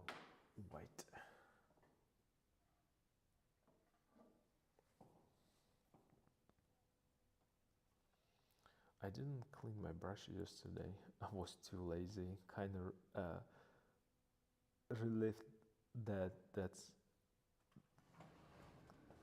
Well, let me just. I have to get closer because I can't see. Kind of relieved that they are still fine now, but that's because I didn't use my fast drying medium. Relieved, kind of relieved that that's okay. That's the word that I haven't, and that I couldn't decipher from a distance. Well, do you use actually a fast drying medium a lot, or is it something that you use only when it's necessary? You know, like let's say you want to finish a painting faster.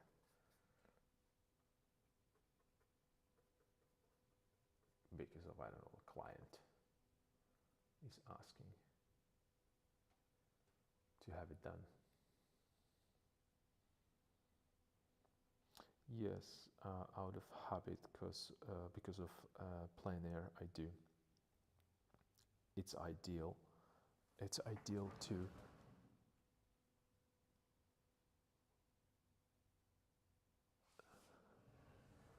It's ideal to have it dry as soon as possible. Now, as of lately, I don't want it to dry so fast. Okay, cool. So you just change it because you like to paint more wet into wet, or it's just because you don't necessarily like the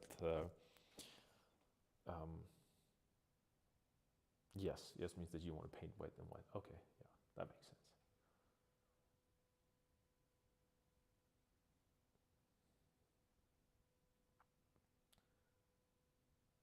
I almost feel it like it goes this way, like so. Okay, bed painting Friday.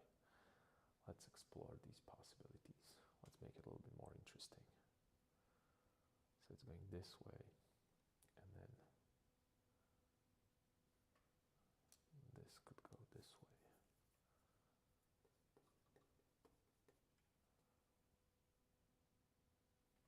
Oops, that was a wrong value.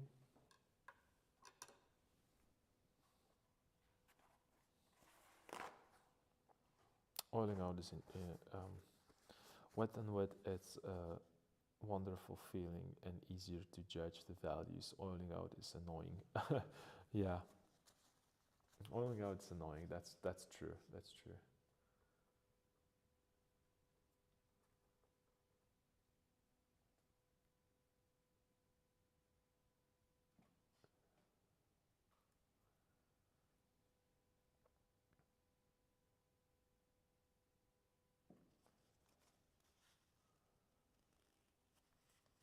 Have to take into consideration this.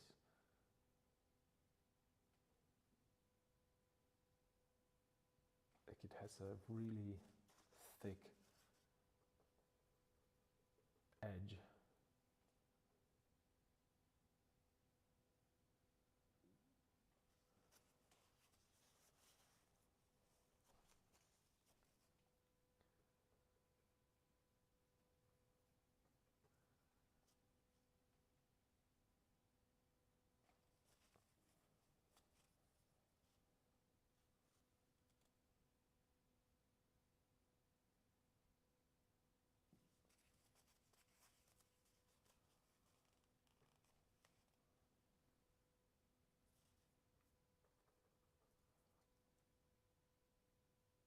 Here it should be wider. Okay, that's what I'm doing wrong.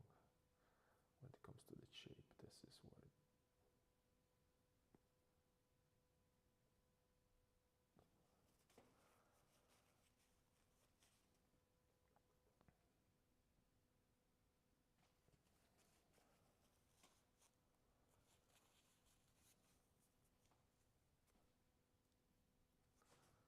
Okay, let's have fun a little bit with this.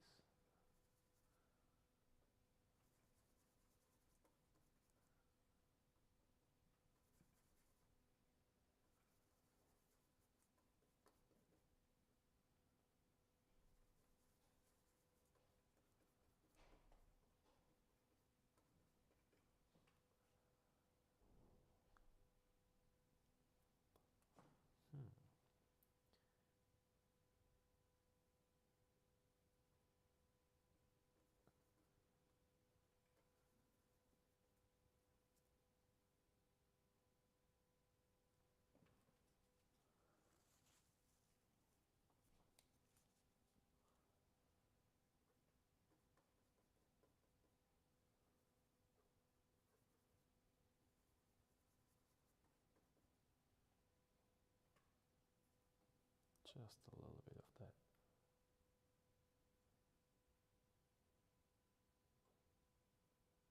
I want to work a little bit on the apple because I think I was looking too much on that.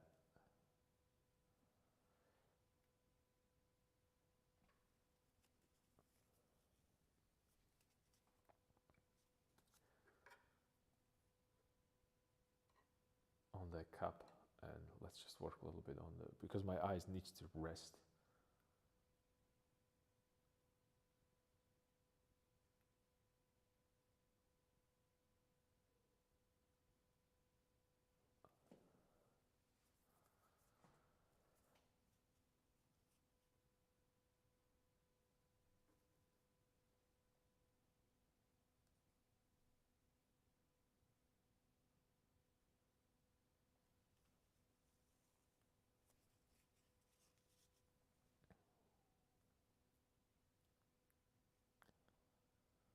Okay, so it would be this way. Let's just push that saturation a little bit.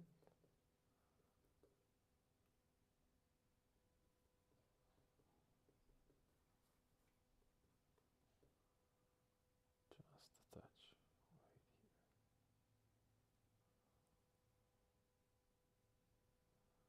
And then a little bit.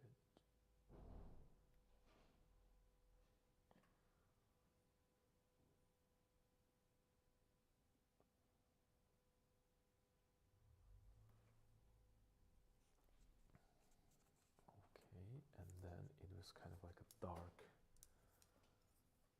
same.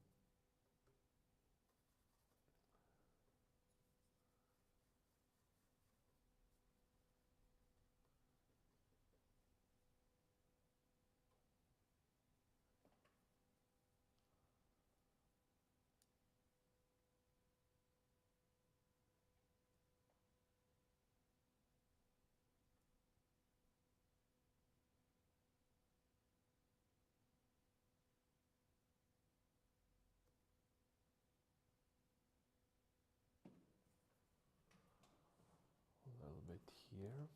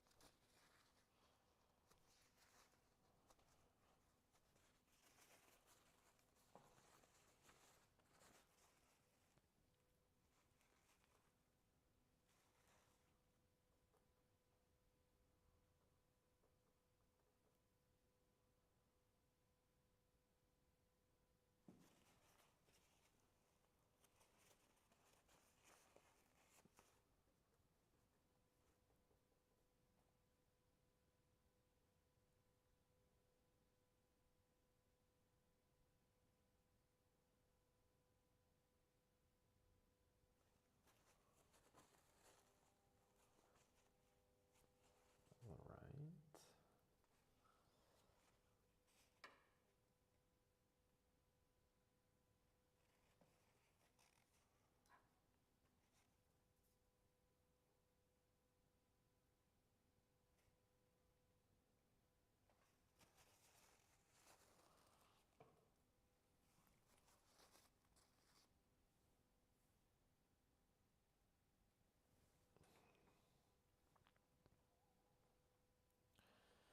Let me see.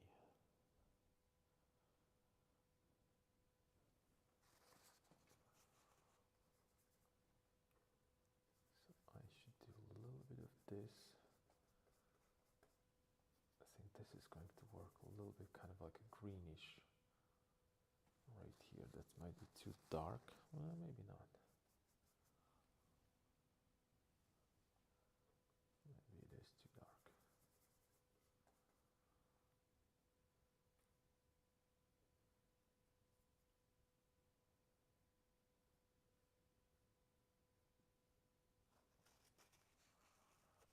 Probably use like a soft brush to soften it a little bit because there's too much of a pigment on top. Do I have a soft brush somewhere around here?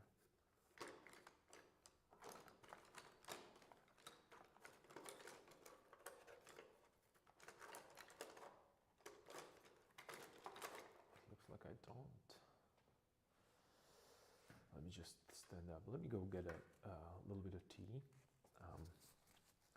I'm gonna make a tea and I'll be right back in a second. Be right back.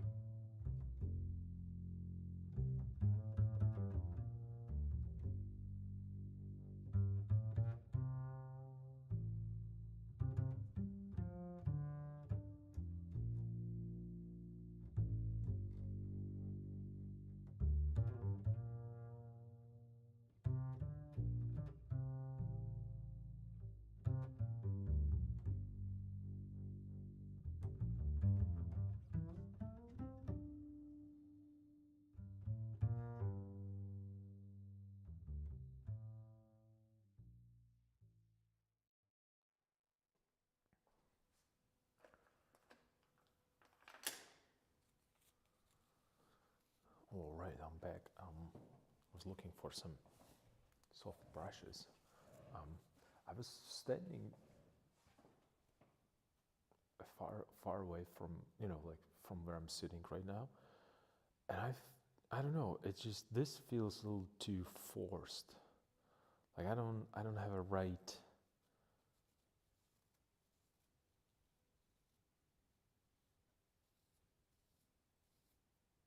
Like I don't have the right saturations happening there and the right values.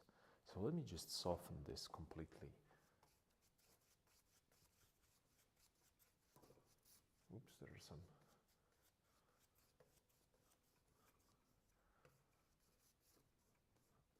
Doesn't really matter, it's okay.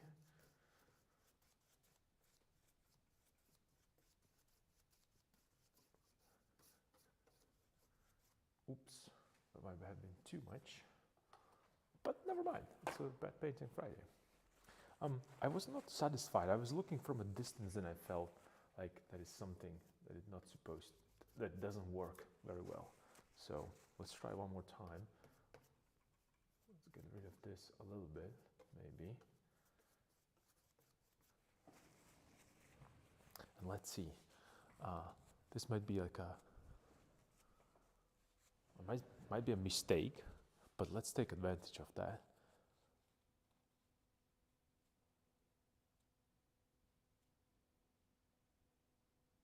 Did you make a tea for me too? No, I didn't. I'm so sorry. I wanted to though. But you didn't remind me to make myself a tea because I was starting to get dehydrated and frustrated a little bit because bad painting Friday, a lot of expectations, right? The red accent is actually cool. I'm curious how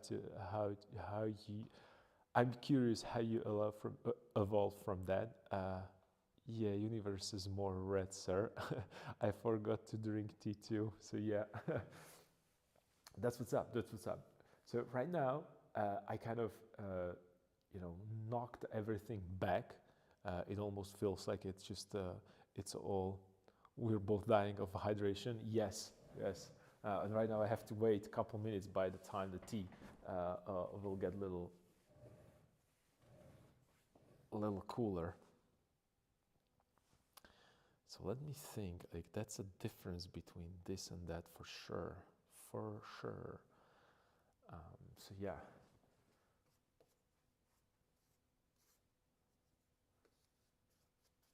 So let's knock it down. Let's make it also for you a little bit more visible because it felt, because it's not gonna give you that much of a glare. I hope. Yeah, it's a little better. And let's see right now. Let me also get my. I just need to bring my.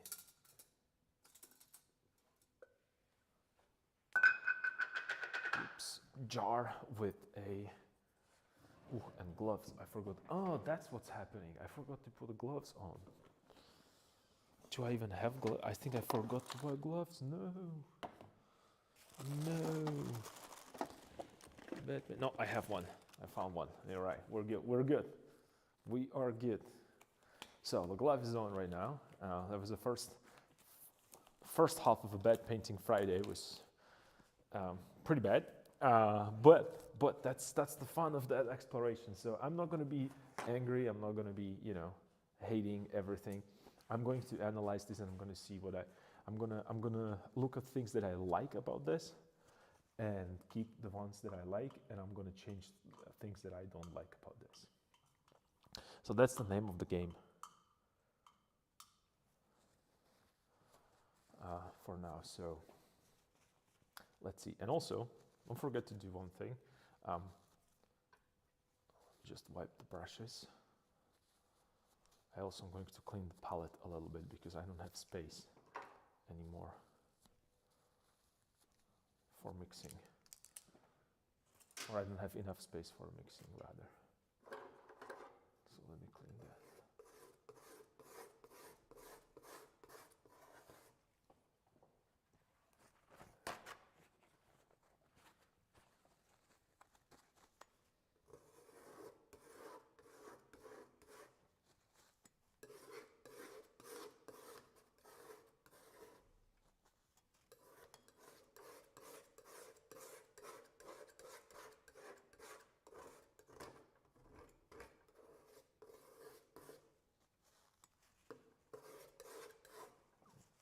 right.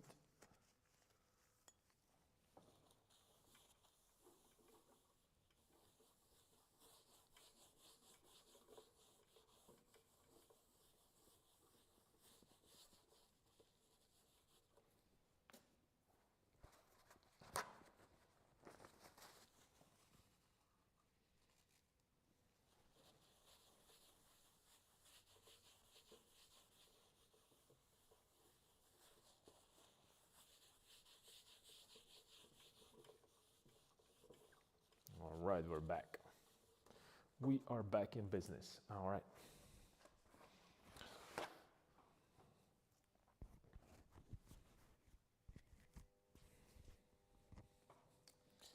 Cool, cool, cool, cool. So, what do we have here? I need to go and maybe, yep. Let's do this. Let's bring the brushes up.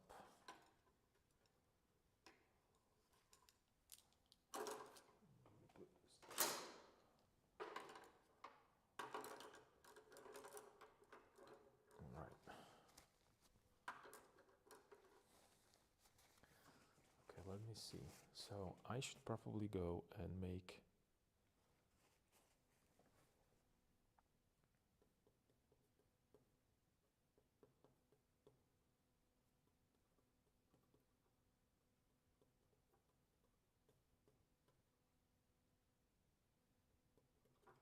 I want to get again that desaturated mid-tone there. Is this going to be too dark? I don't think so. Oh, this is going to be all right. So I think I'm okay here. This is a proper mid-tone right here. And I'm scanning it around, and I think that I'm right here. Maybe I could push it a little bit more. Like here, a little warmer.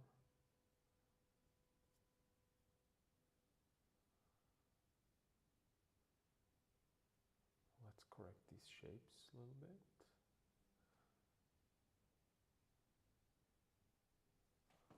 That apple.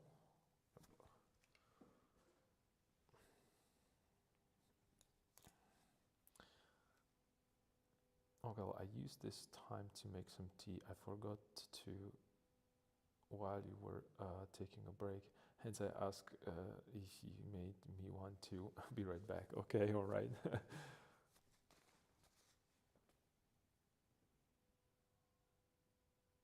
let's keep it soft for now. Let's play a softer game. All right, and then I could start maybe putting a little bit more saturation up there. Since everything is right now desaturated, almost like a one value, which is cool. We can start working on some of these areas a little better, and with the more precision. And you know, I know that I should take like a smaller brushes and start working with the smaller brushes, but I don't. I really want to simplify that a little bit more. So.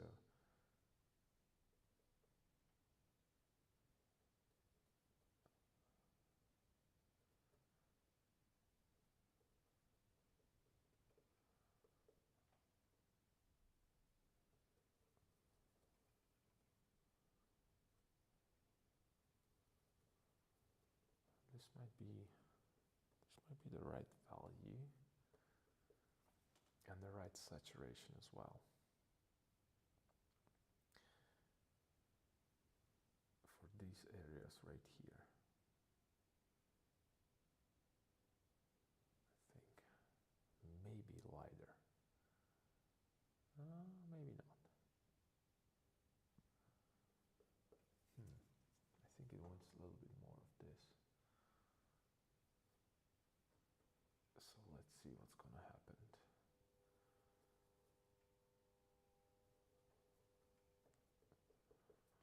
Just a touch so I can go lighter.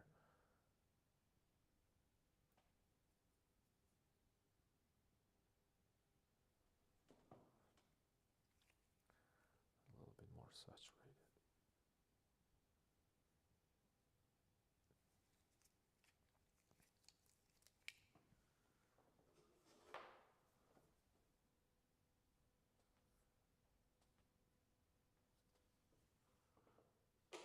I should try to use a soft fan brush.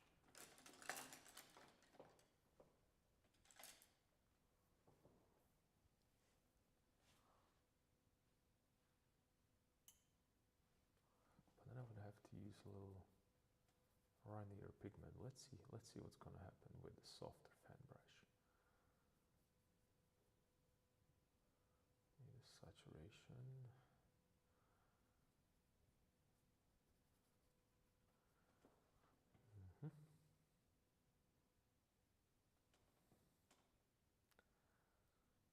Okay, so this is a little bit, I see like this is a little bit more saturated here, so I can place it this way. And then there is a little area that is a little less saturated around here, so let's do that.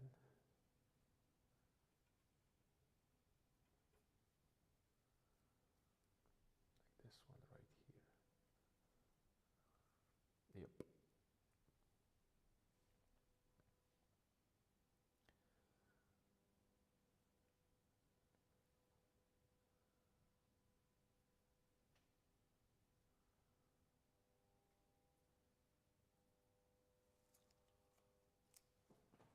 And let me, since I started with this, let me get a little bit more. I still want to, I still refuse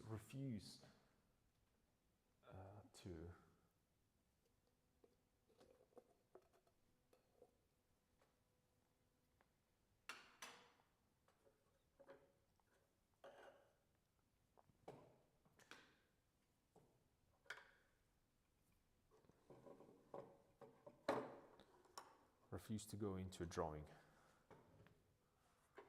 I still want to keep that, you know, idea that I started with. I just want to work with values and shapes. Back with tea. I'm cold. Yeah, I believe you. It's cold here as well. It's getting a little better, but it's still very cold.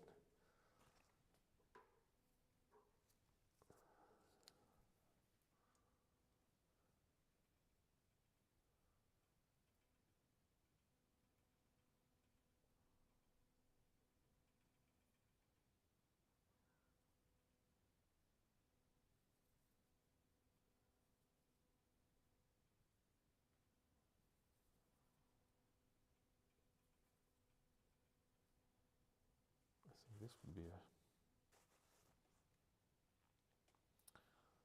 I didn't sleep well for a week, so I'm more sensitive to cold. Otherwise, I would be more tolerant to it. I'll be fine though, and I like your palette mixing. Looks cool, blue to orange. All right, thank you. But you know, let's like what's the reason behind your bed sleeping? What's happening? Are you? Is it just a time of the year that you feel like you just don't want to sleep? Because the reason why I'm asking actually is because I slept bad this night as well. It was just kind of a weird, I don't know. I woke up at 2 and I couldn't fall asleep back. That was like really weird.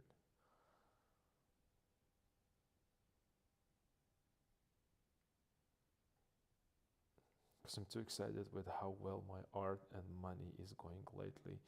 Even when I raised my prices, I didn't scare people off. And that means I can finally afford a new phone because my phone's dying right now. Oh, congrats! That's awesome. You know what? I really love to hear this, these kind of things. So this is not giving you, this is preventing you from sleeping. You should be sleeping like a baby because of this, isn't it? Or is it just me who thinks this way? That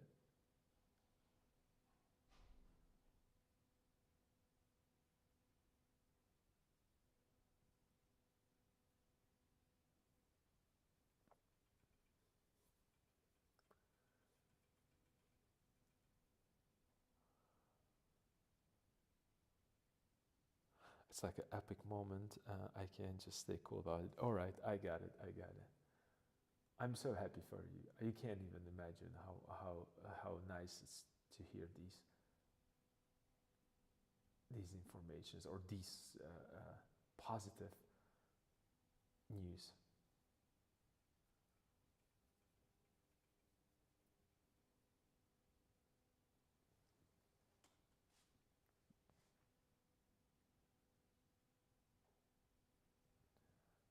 Right. So let's starting to have a little bit more fun with this. Okay, so let's get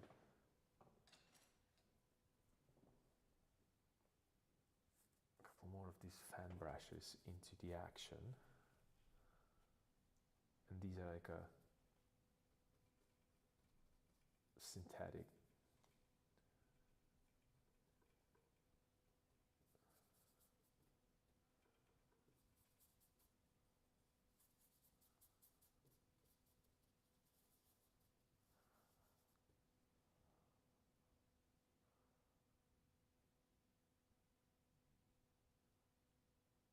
I didn't have that kind of luck with digital art. Ah, you know what? I understand that. Might be I can't even imagine how difficult it is to be um, to work digitally and with success with such a really saturated market. So I'm glad that it's happening with traditional.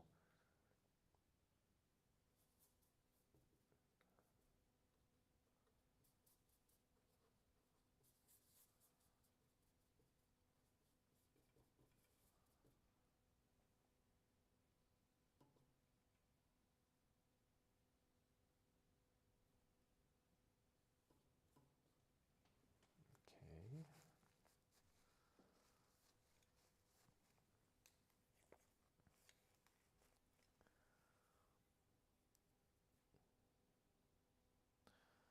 You're making me want to collect more fan brushes. I only have two, the soft one, like you using right now, and the other one is synthetic and doesn't have enough hair to be useful. Well, you know what? It's just there's something about the fan brushes that it just kind of makes me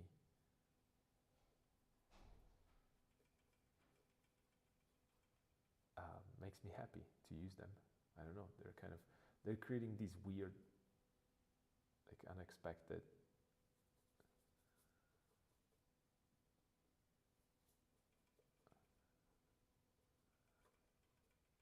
transitions that I cannot control very well. So it kind of makes it a little bit more exciting.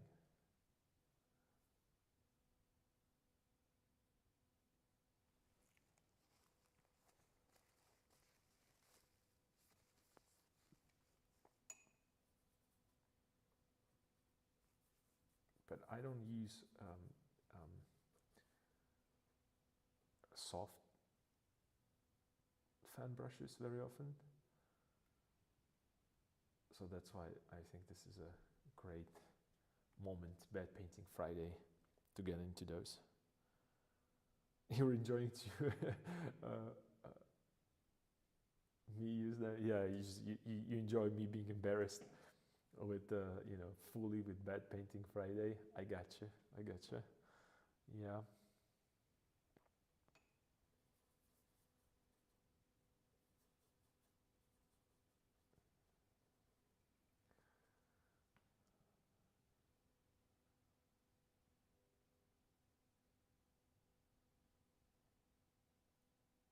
If that was too much, it's supposed to be this way.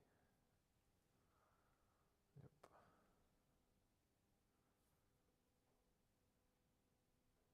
A bit here.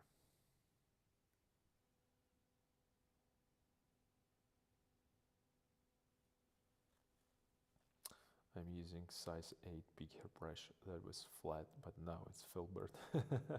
Yeah, I have plenty of those actually, that there used to be something and they are not that thing anymore because of my abusement.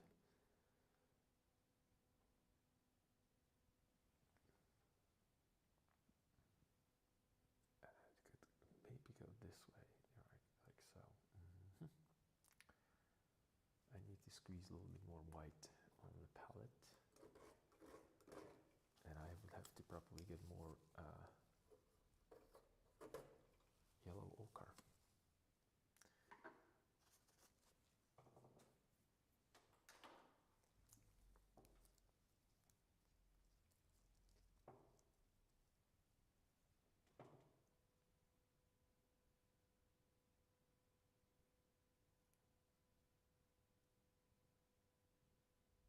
I'm drinking the tea while still hot.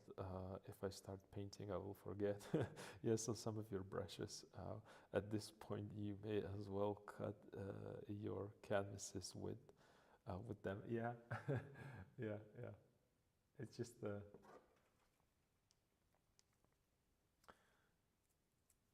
It's just the way how I. Well, we talked about this multiple times, but you know, for someone who is just lurking in and just being new to this stream, I think that brushes are one thing that, not one thing, brushes are here to be, you know, you're supposed to destroy them. There's no other way around that. So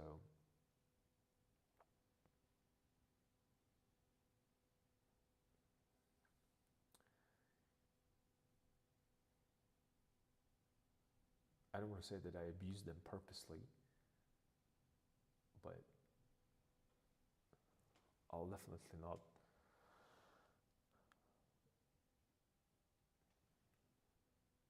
And that's why I stopped buying expensive brushes. It's just not because I wouldn't care about them.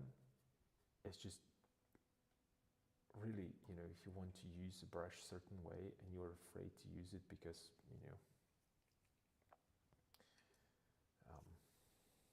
reasons, it's really difficult. I mean, that's when things get really expensive because you're buying stuff that you are afraid to use, you know. So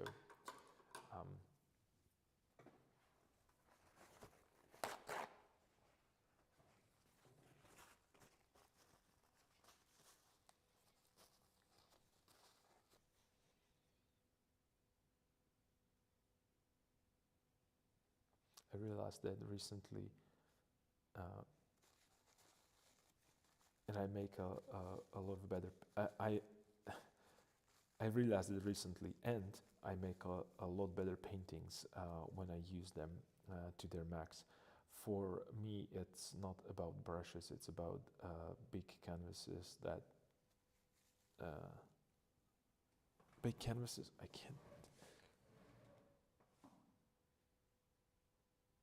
Big canvases. I'm too scared about to use. It's the same thing. It's the same thing. It's just you have to be ready for some, you know, it's going to be a little bit more exercise. I can say that.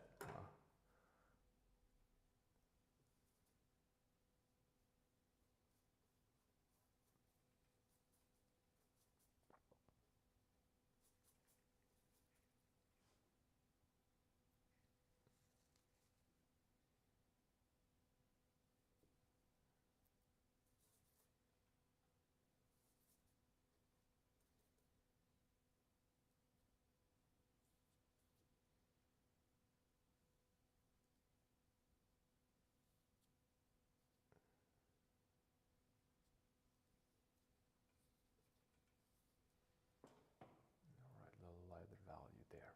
Okay, cool.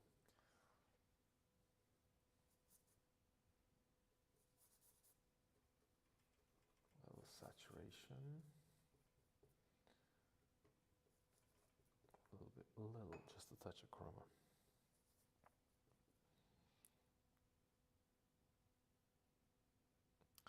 For me, it's not about brushes.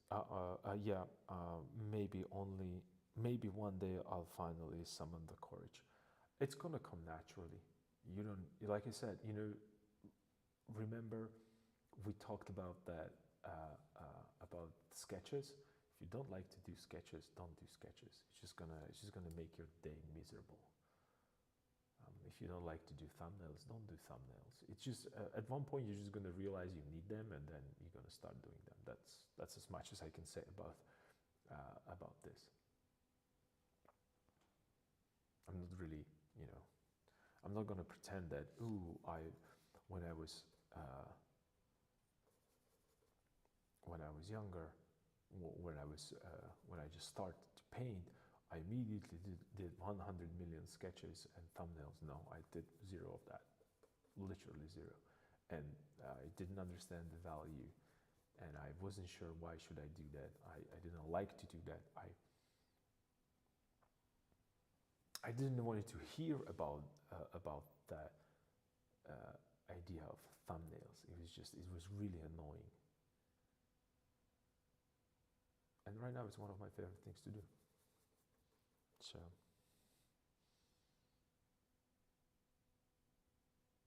indeed, sketches will probably save some headaches. Yeah. But if you don't want to do them, save yourself a headache from not doing them. It's just like you pick your poison, right? So, and I'm not promoting not doing them. Quite the contrary, I'm just telling you that sooner or later you're going to need them, and there's nothing you can do about that.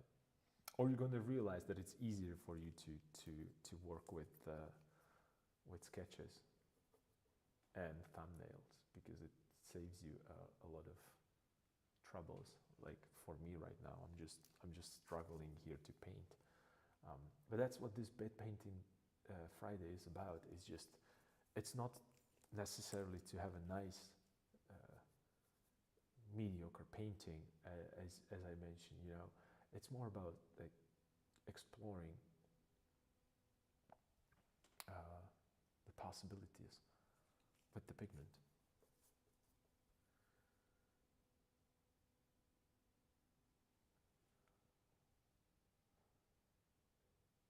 And I struggle with these things a lot. You can see like how much I'm trying, and then just putting too much pressure on yourself.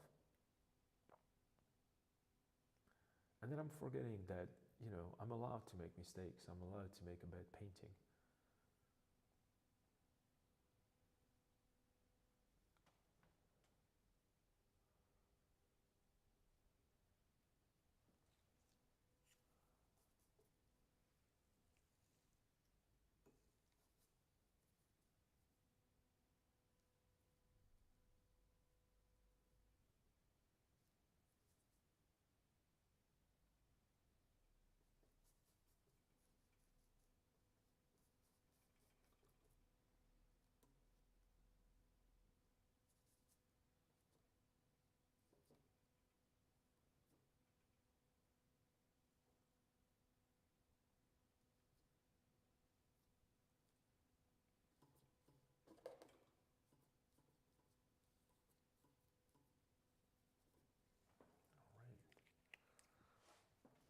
And the other thing is that, I don't really know, I'm not aware of how to paint this in terms of, like you have that, and that's probably what bothers me the most with these,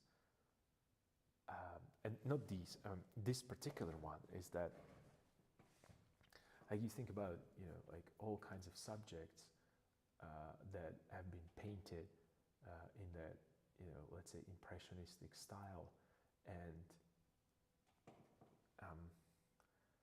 it's not native to a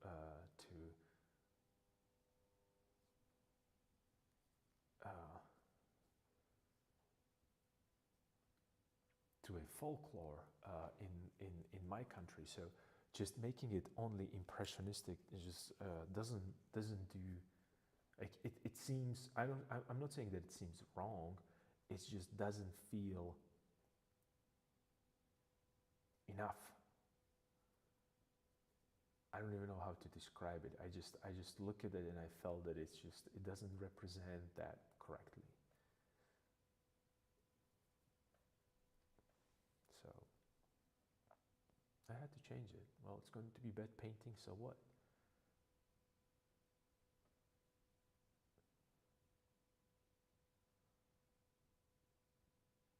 So I'm looking for a different kind of a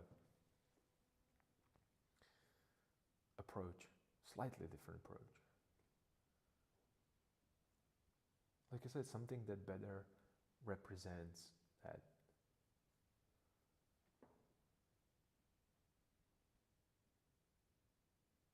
object that I'm trying to paint. It's not always that easy to see immediately where the mistakes are, right?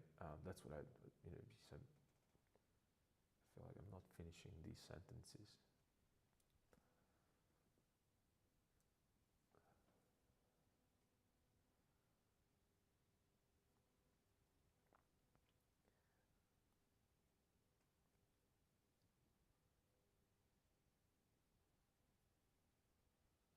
It's like, I remember I was talking about Millet, and like how rough his paintings were, or are, rather.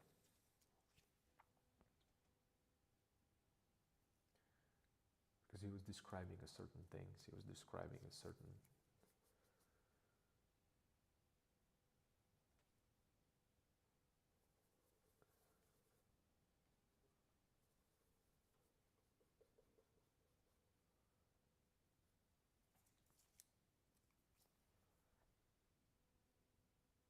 he wanted to communicate a certain idea that, and believe it or not, we don't have that many, I mean, impressionistic paintings, painters. So, and I feel almost like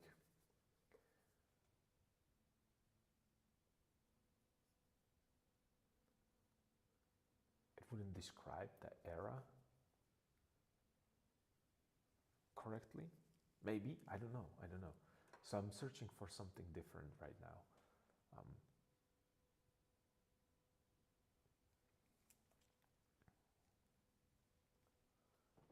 Do you have like this smaller fan brush? One more smaller fan brush. Yes, I do. Nice. This has never been used, so I don't even know what am I doing here?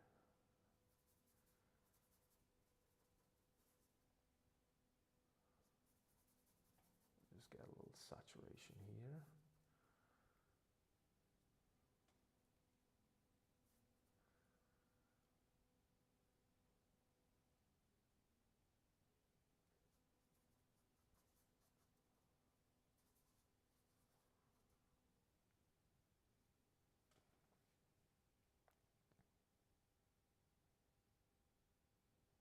T down, T done, now painting, yep.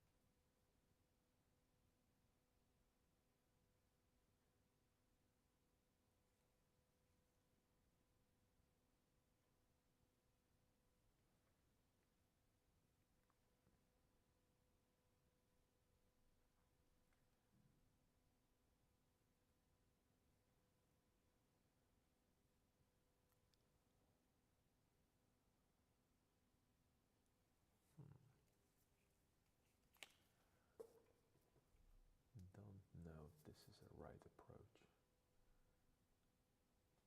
Doesn't seem to work for me today. That kind of a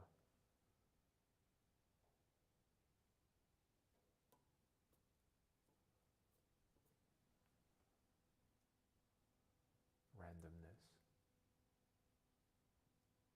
Maybe I'm too invested in that, subject. I don't know.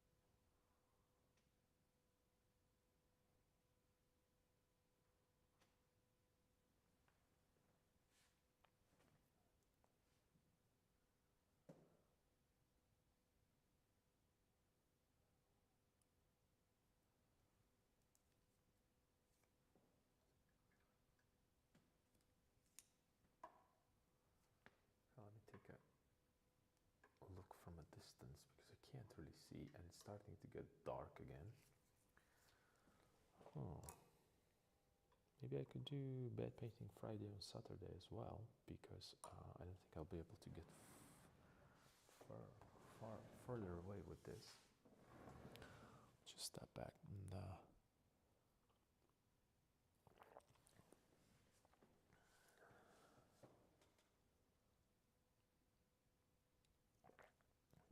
that shape needs work, and that's the problem with this composition.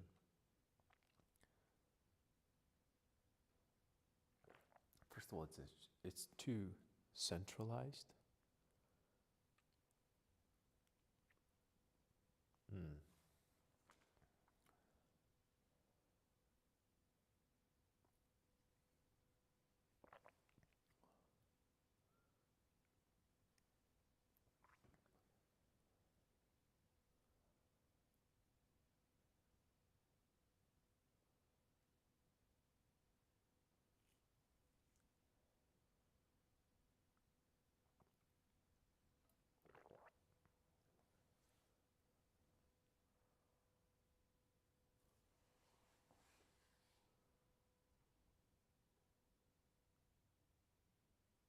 It's that dark already over there. It's not dark. It's just at the moment when the sun reached a certain point, and it's not like a, it's not reflecting from the buildings and surrounding area into my windows. It's just it's just get dark. It's like a whole main street. It's in the shadow right now. And the surrounding buildings helping to reflect the light into studio. So if they're not being lit, it seems like it's getting darker that soon. But it's just I don't have enough light in the studio.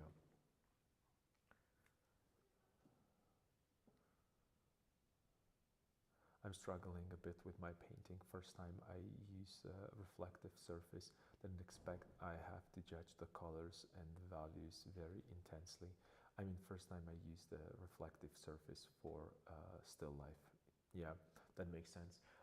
It's just a minor inconvenience, but it has nothing to do with me not being able to kind of figured out what's happening with this painting. Well, I kind of know what's happening. I don't know how to paint, but besides that, it's just a bed painting Friday as it's supposed to be. You remember I promised you to do these. And it seems that this is a simple painting, and I guess if I would, like measured it and painted it, and do all the things that I'm supposed to do, it would be easier. But like I said, I just want to enjoy a little bit more of that freedom and having fun. And obviously, I'm having fun, but not the type of fun that I wanted to have.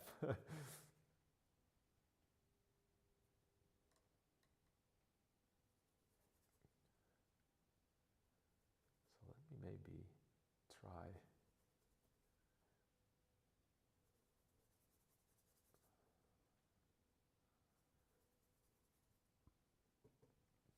something.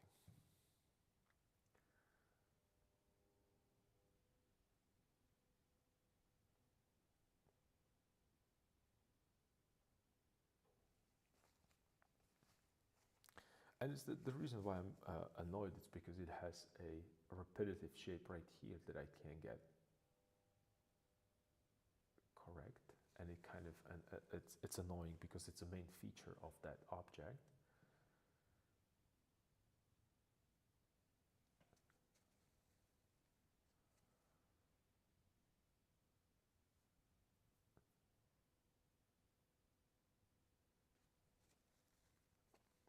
And then also I am very adamant at this point about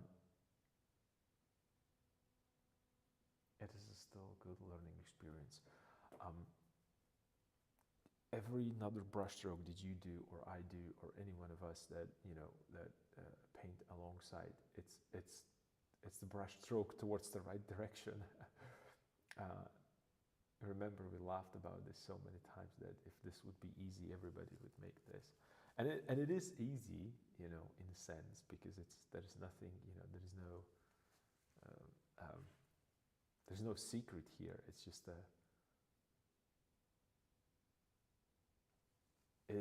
it's simply challenging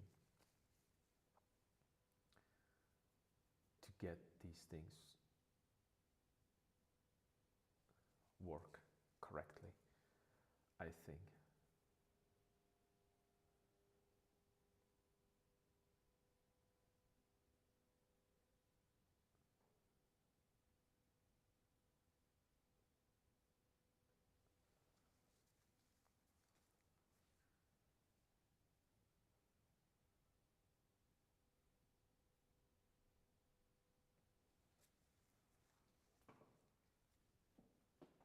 For sure.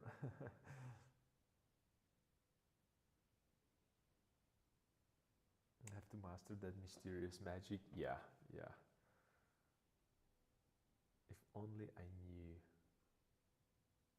how to master that magic.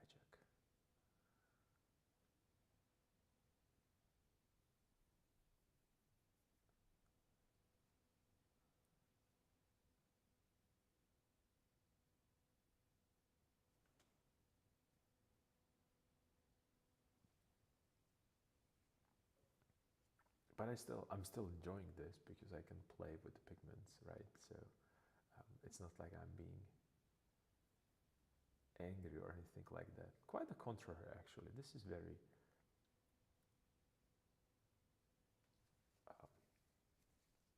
very nice, relaxing experience for me to, work work on this kind of a simple looking setup. And I hope that you are enjoying how I struggle here, because it's a good lesson for me and for all of you who might have a similar problem, that you get excited about something and then in reality it looks completely different. There's something that you like. Well, let me put it into this. Let me put this the way that it's supposed to be. It's just there is something that I like very, very much about this setup, and I can't quite catch that essence of that. And I have to work harder, right? There's no other way to think about this. It's just to work harder and be a little bit more precise. Maybe we have a wrong brush wand. Yes, joke aside, it's definitely challenging, but that's what makes it fun. Absolutely. I don't really, I don't feel like I said, um, but I have to be honest. I would get angry about this a lot, actually, that things wouldn't go the way that I wanted to.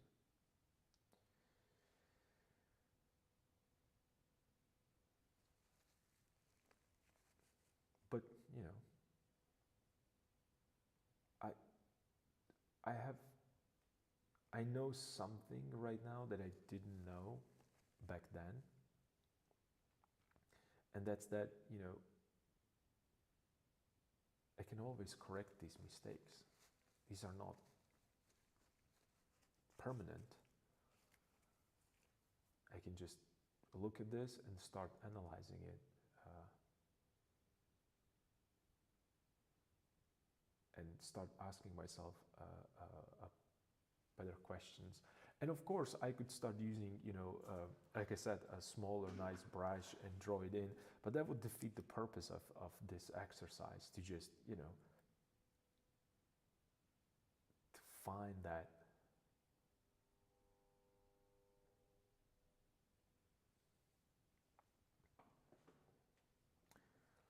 find that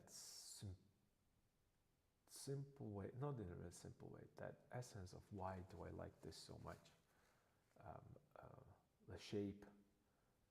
And it, like I said, it seems like it looked to me when I set it up. It's like, this is going to be easy. I'm going to be done. What am I going to do for for 4 hours here? And I am really, really, really surprised how wrong I was.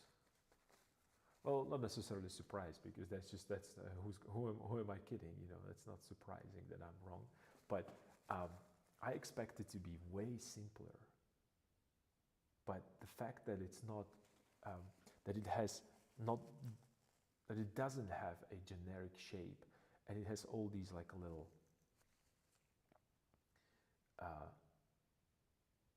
what, there was too much black in there, and that it has like these imperfections that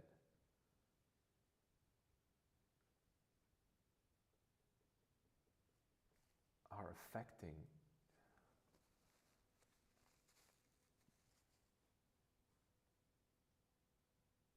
the way that I'm looking at that.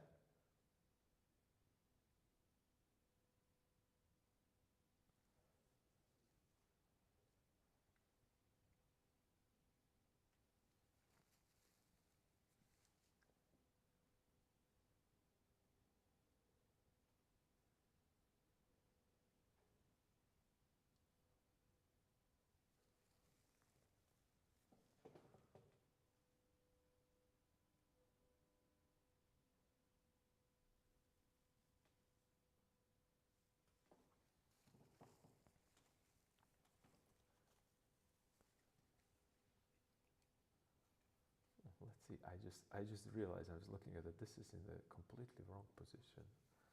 Like, why did I even put it there? I don't know. So something is in the air. It should be here.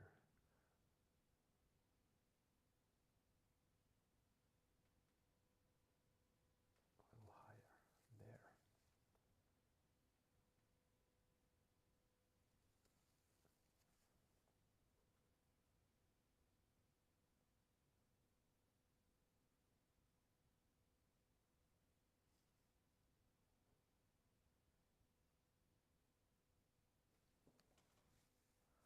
I'm not going to.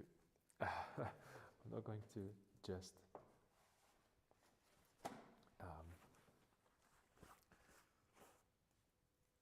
I'm not going to stop. I'm going to push through. You remember multiple times we were in the same position, and we just need to push a little harder, or I have to push a little harder. I hope that you're doing better than I am.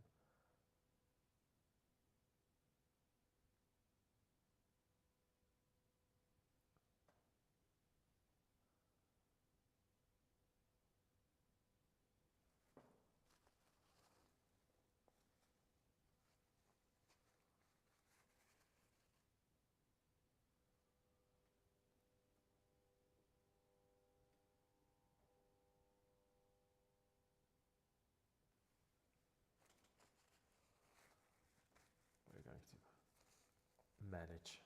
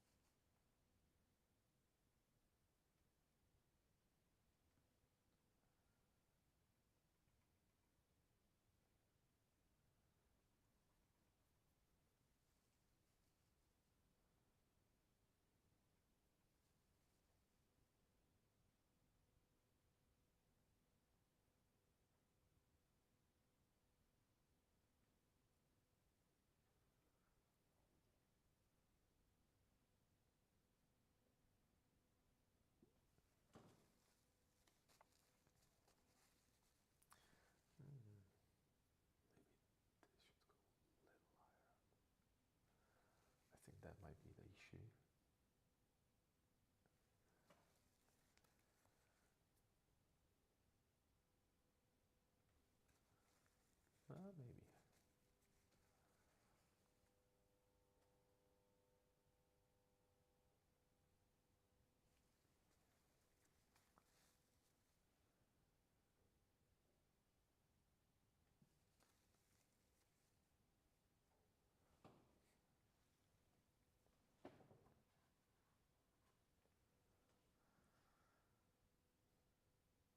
I'm not too sure, but I'm trying.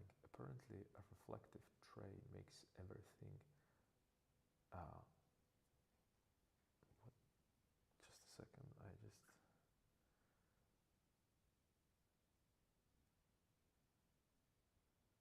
How do I?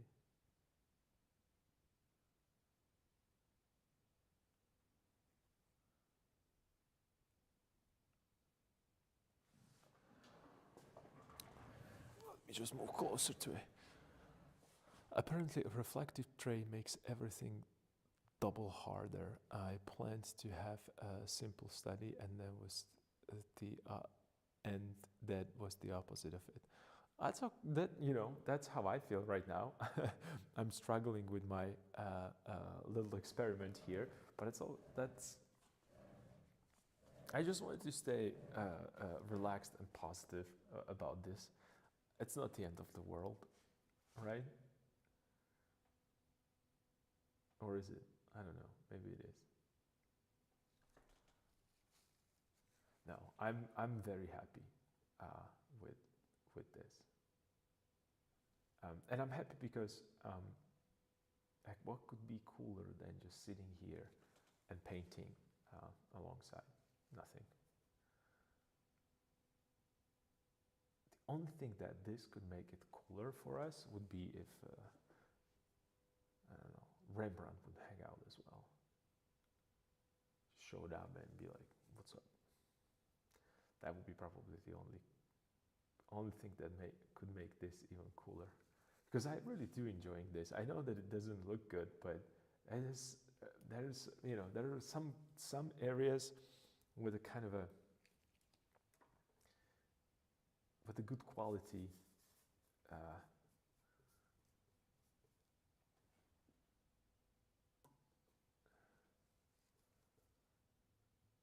good quality exploration. I didn't want to say painting for sure, but good quality of an exploration.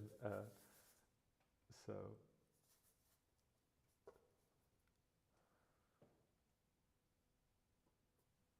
maybe if I push this a little this way here, I don't know what will happen, but I'm going to experiment a little bit.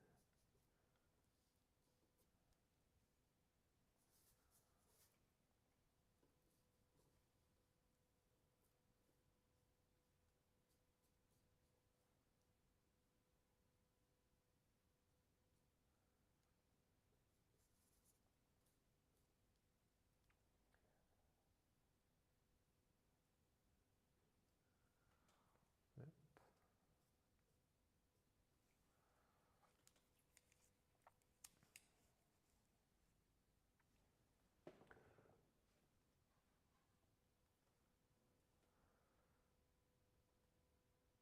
Yes, we're cool. Just gonna drink enough tea and chill. Speaking of that, are you keeping yourself hydrated? Only yes, that would be epic to have Rembrandt with. Yeah, it would be epic, and it's just you know what, I feel that um,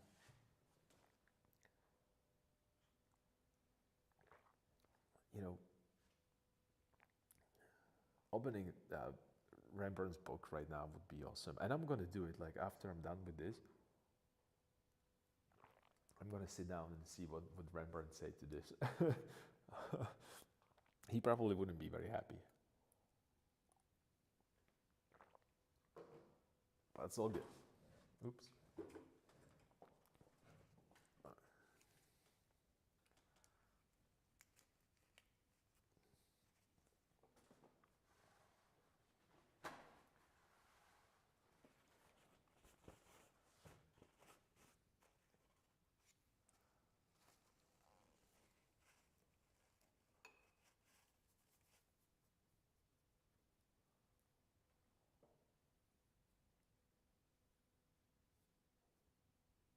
let's introduce a little bit more composition to this.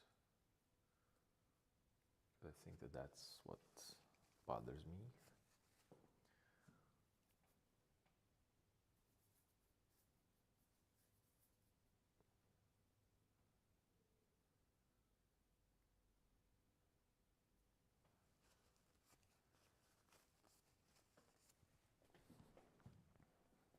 Also, like there's everywhere I have, for some reason, I don't know what's happening today. Like I feel like everywhere I have sharp edges, and I don't know why.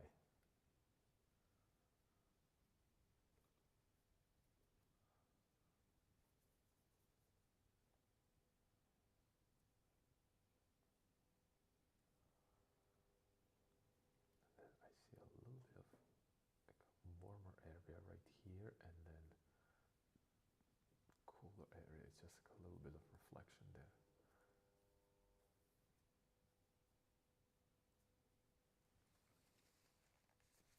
Right, and then slightly warmer up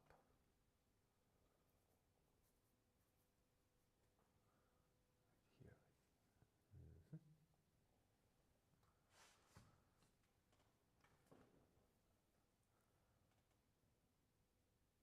Could it be lighter here and warmer?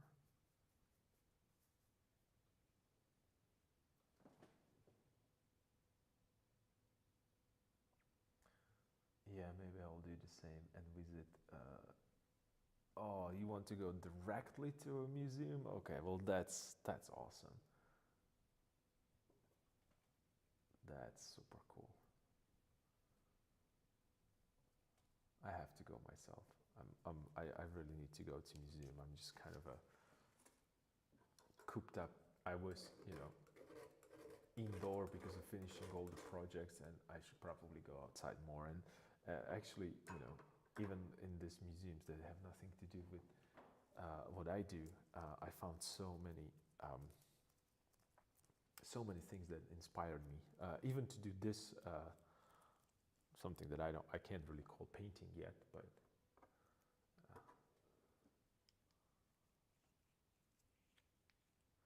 Ooh, I know what might be the problem. I think I know what might be the problem. Actually, I think I'm painting it bigger than it is in real life. Yeah.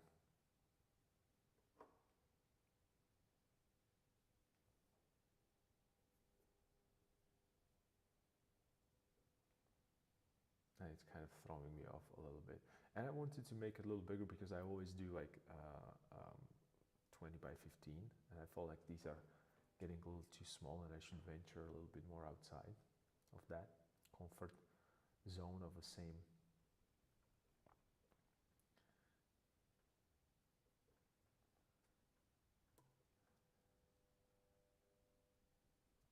I think it came to bite me.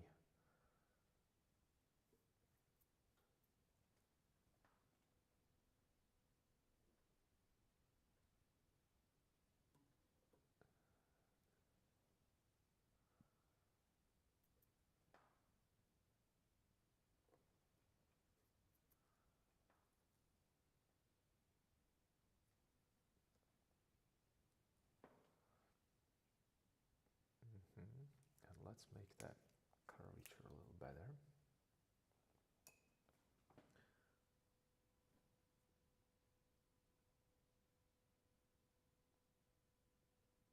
Yeah, I can imagine. It's possible I'll go to Amsterdam in February. I'll try my best to leave my friend and my husband just to visit on my own. Okay, all right. I understand what you mean. Like, I have the same um, problem, and I think everybody. So it's not even a problem. It's just a different. Like, I don't know. Like, I'm not really a.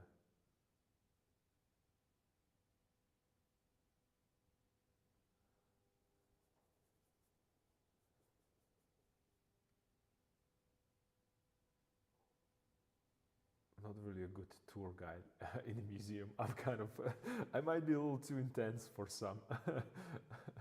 I'll be like jumping around and just, "Ooh, can you see this? Can you see this? Do you understand what he did here?" And they're like, "No, I can't. It's just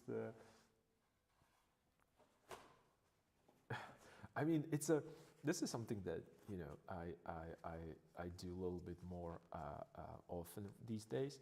I invite into studio people that are not really interested into painting that much. They like painting, but they're not interested to judge paintings, because whenever I talk to painters, they just go immediately into, instead of enjoying what they see, into that professional deformation that, you know, you have to do this, you have to do that, this is what you're missing, this is what needs to be there, instead of looking on, oh, do I like this or not? So that's something that I need to work on a little bit more, and I just, did I really do this?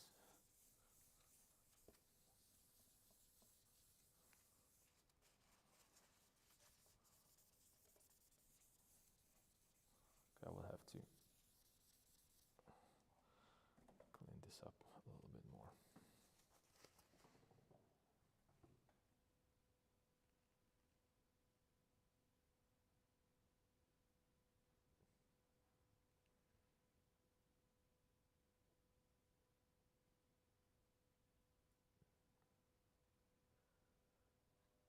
I know that feeling too well. Yeah, yeah. It's just, I think it's not, I think this is more like a universal thing for all of us. You know, whenever we go to museum,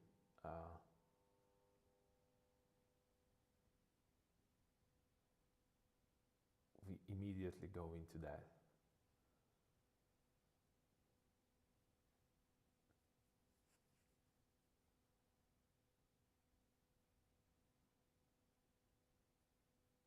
Painter's mode.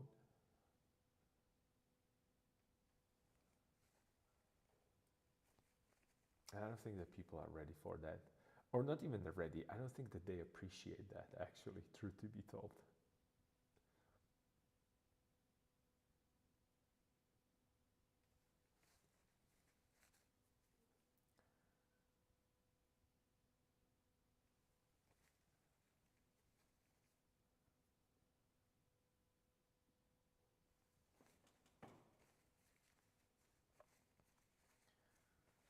Okay, I have this. Oh, let me smooth this out.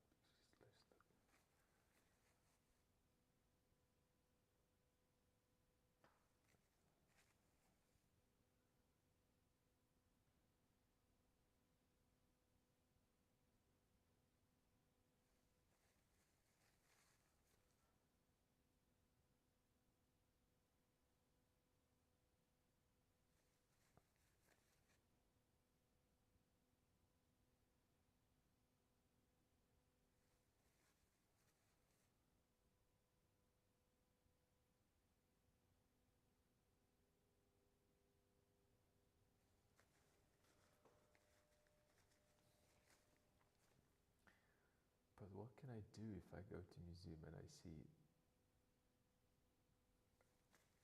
some beautiful paintings? And it doesn't necessarily need to be like famous painting, but it could be something that I just enjoy to look at. I just can't stop myself. It's just a rush of pure emotion that kind of drives.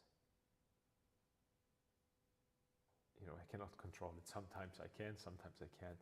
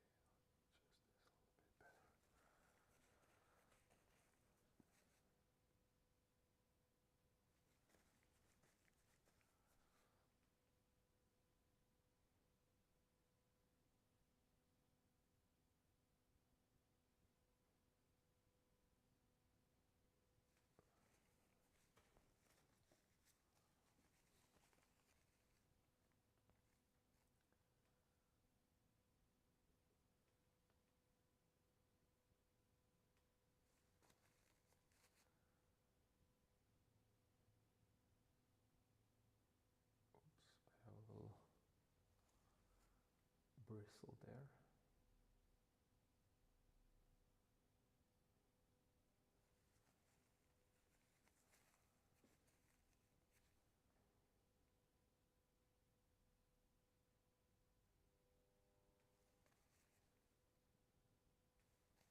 Okay, so this one is kind of working, so I could maybe push this a little bit.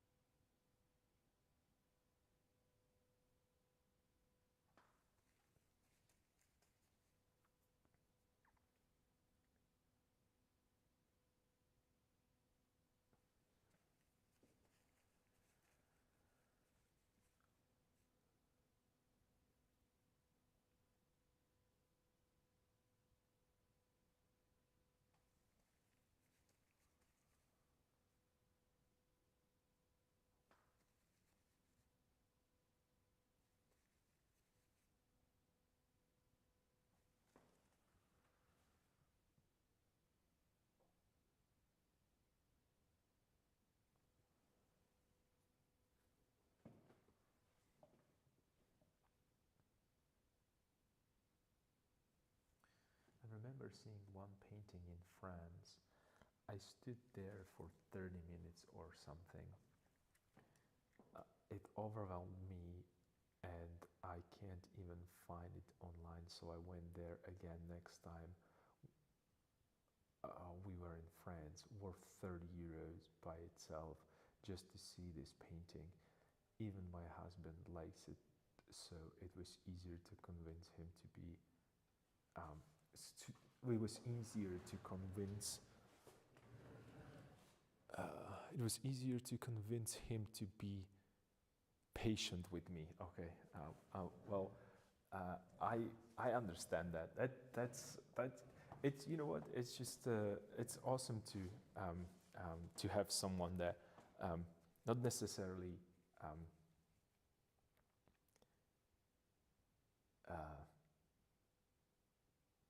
might not necessarily like art as much as you do, but he understands how much you like it. It's so good to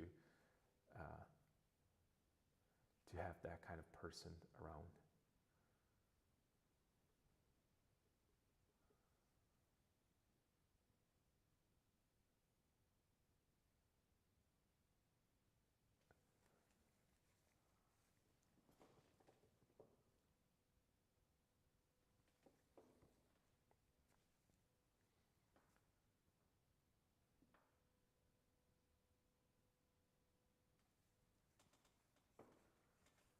Okay, I think I know where I'm making mistake, and it's so many of them.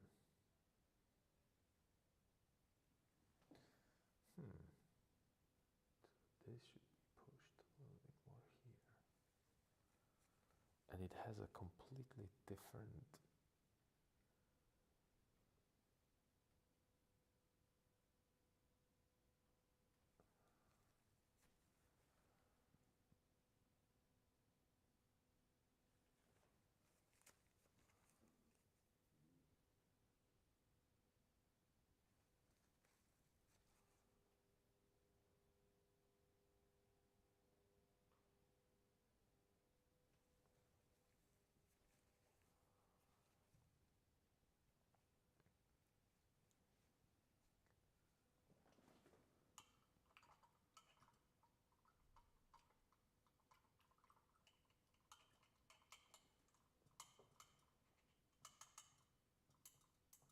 it was first time he enjoyed it in Rijksmuseum, not so much. Well, I found out that people prefer,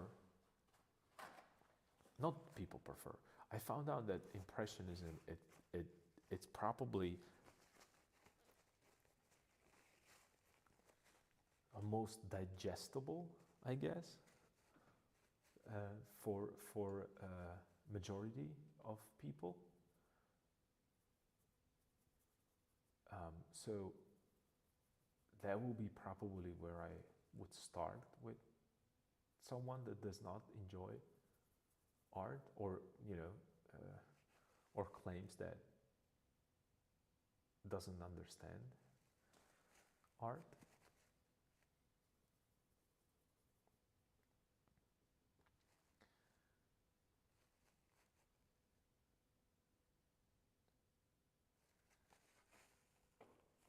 Okay, I know that what bothers me, it's not only the composition but the shape, and I completely misread that shape. I can't even believe that.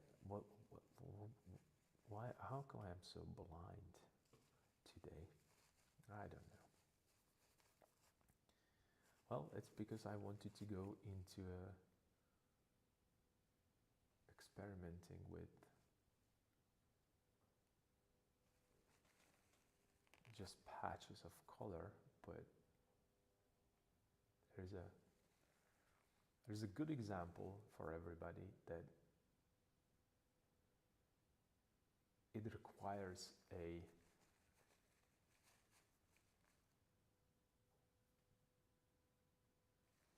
the important part of this is that you know how to draw first before you get into a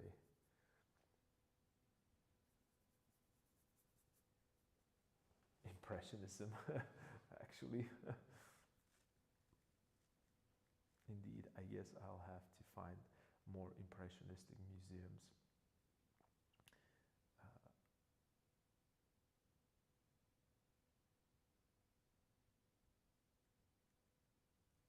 For my husband to come with me. Yeah, yeah, absolutely.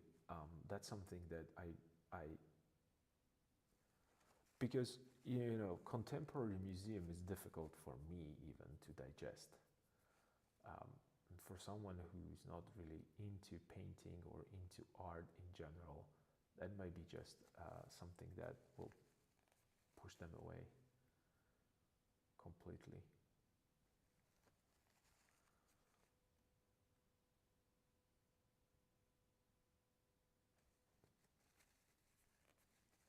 Which I don't think it's good, because I really want people to enjoy art, and I know how difficult it is for me to be there. But I can always find something that I like in contemporary museum for sure. It's just, even for me, it's a little bit more challenging.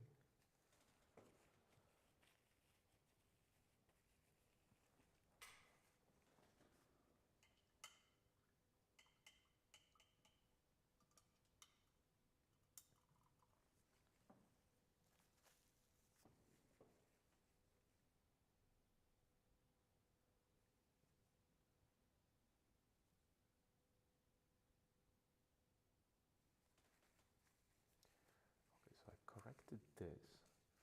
Right now, if I move and correct this, and it goes this way.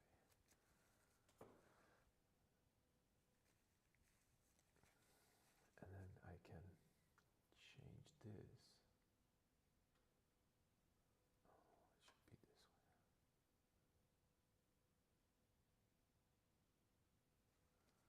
I can change this so I can start laying down these a little bit more.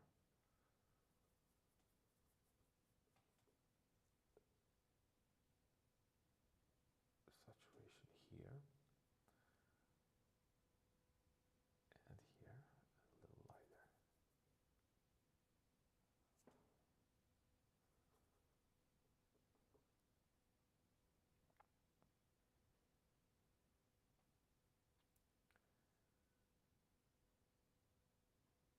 Yeah, I can barely see right now. It's getting really dark here. Never mind.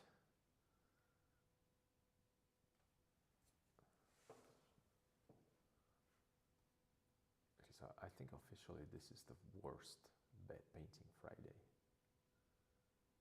so far.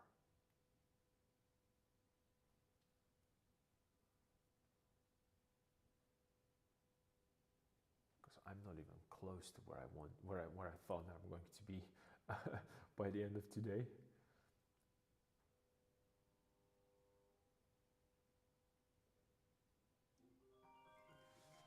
I'm sorry.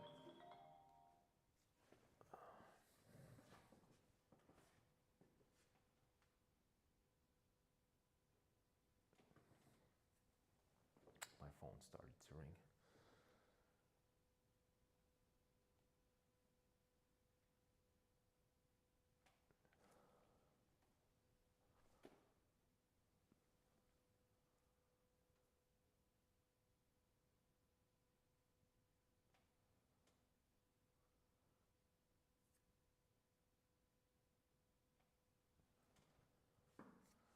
Okay, and then this could go a little bit better, a little higher up here.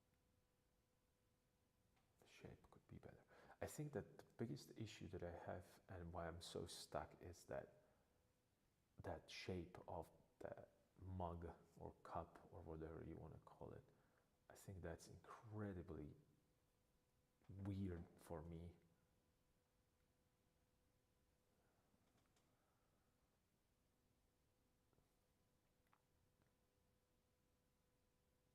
And it's posing a real challenge.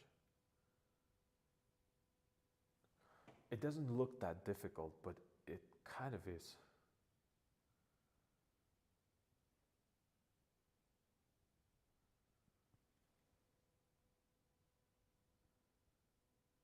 I'm all over the place with that.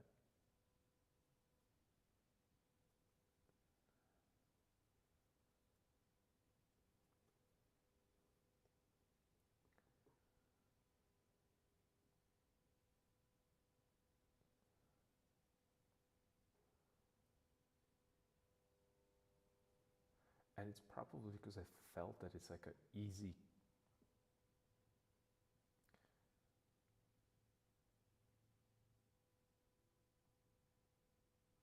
like an idea of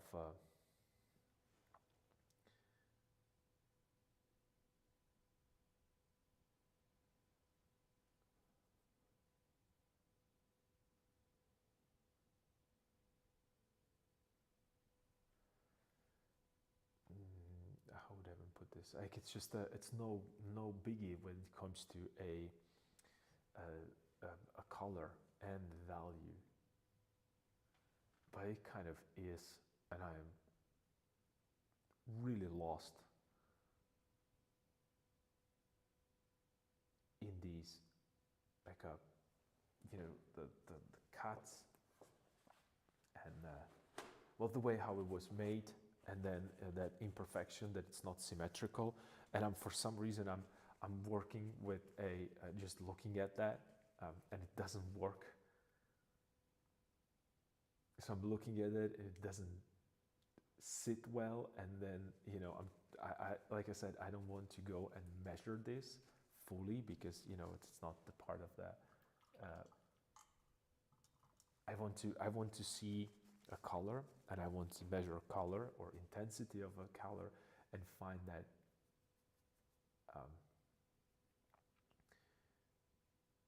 and find those relationship and push them, and it's just causing me a lot of trouble to find that.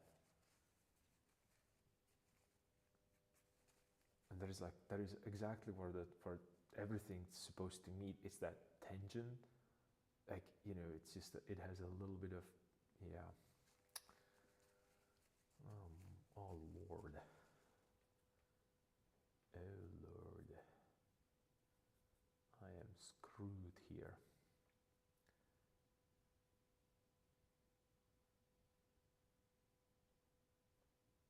So it should be even lower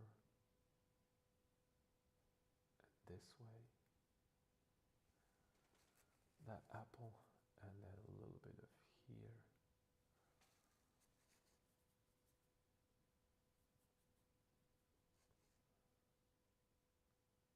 A little bit more. And right now it should go this way.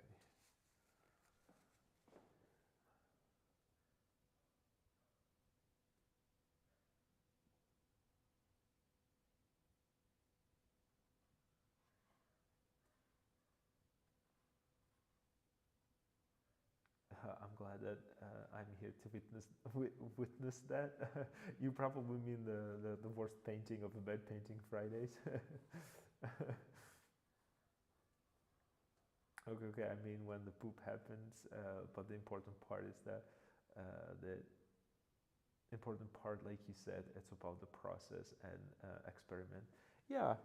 And I'm not. See, this is something that really couple months ago, a year ago, I wouldn't be able to do because of being a self-conscious, like feeling so much pressure that what you're going to think. I don't know what you're going to think about this. That what a failure, right? And it in some sense you are absolutely right. This is a failure, but in other sense, it kind of isn't, because it actually taught me a lot. And this is like important lessons. Important lesson. It was and still is part of my daily. Like something that I think about, I don't want to say a lot, but frequently, that there was an idea that, or is an idea that when you have an argument with someone and you win that argument, or like you're exchanging information and you dominate that, and you are like a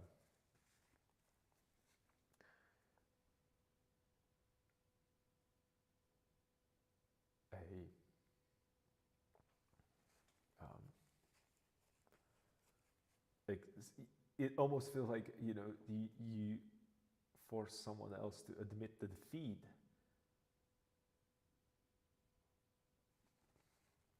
You actually won the argument, but that person learned something new. Therefore, he moved or she moved a little bit more ahead because of that learning. And it's quite interesting to think that way, that even though you might kind of a lose argument, or you might paint a bad painting, it might be that you are like not improving, or you are not, this is not worth your time. I think it's lately I started to think that it's quite the opposite. I'm actually here pushing myself. I have you judging me, every brush stroke you're judging, and I have to deal with that, because that's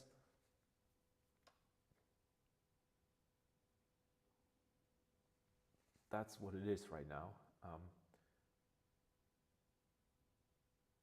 And it's kind of making me a little stronger when it comes to not taking things personally as much. So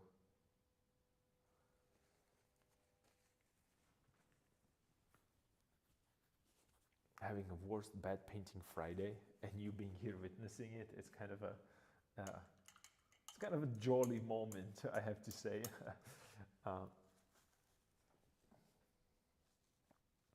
Yeah, I know that feeling. I'm glad you are doing that.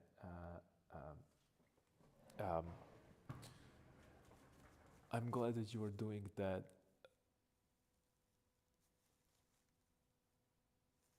through, you have no idea how much it inspires me to experiment as well. Yes, I'm so glad, because that in that case, all this made sense. All this,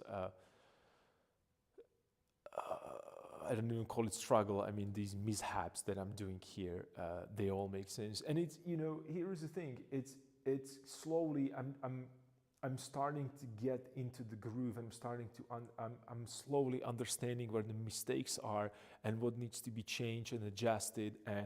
And probably I should continue tomorrow on this to show you that, okay, look how bad it was yesterday.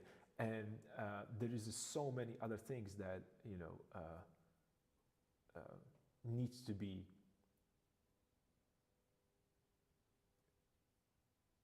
figured it out and adjusted and moved and pushed, and it's part of the painting.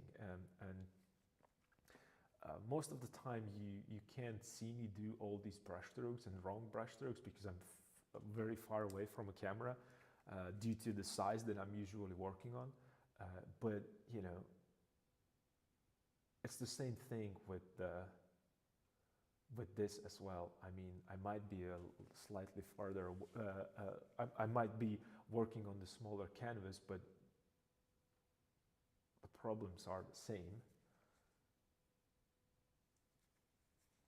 or difficulties, or I don't know how you want to call it. And I have to deal with these in large canvas. It's just for some reason today it's really tough, but that's okay.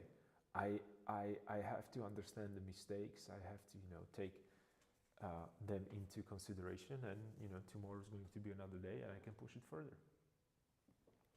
So maybe tomorrow we're just going to continue with this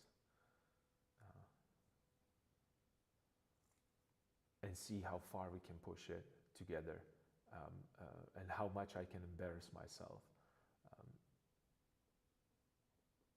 before I, you know,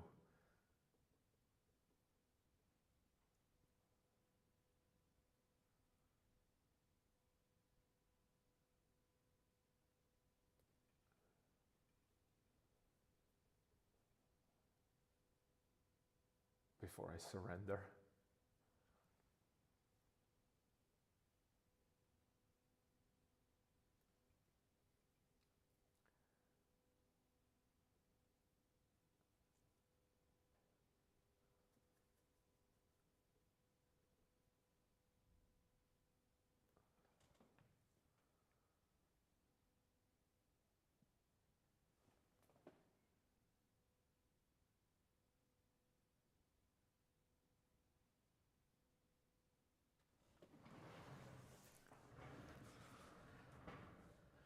It's great to know that it's not just me that might have that bad wave sometimes. I mean, you know, this is not even a bad wave. You shouldn't call it a bad wave. It's just you have to. I mean, there was an expectation. It was a high expectation. I look at it and I really got excited, and I started to throw things around because of that excitement. And it was definitely a right call. It's just not working for me because of how would I put this? Like I said, I got excited, and this is what happens with everything that we do, or most of the things that we do, that we just get excited about stuff. The expectations are high, the stakes are high, and then, you know, we are disappointed because it's not happening. I know that this is what I do. I know that this is my problem, and I have to work on it. So that's what I do right now. I don't want to stop. I don't want to give up. And I want you to see it. I want you to see how bad this is. I want you to see that I have not the bad days, but I'm too I don't know, overhyped. I don't even know how to say that. It's just one of those moments when you just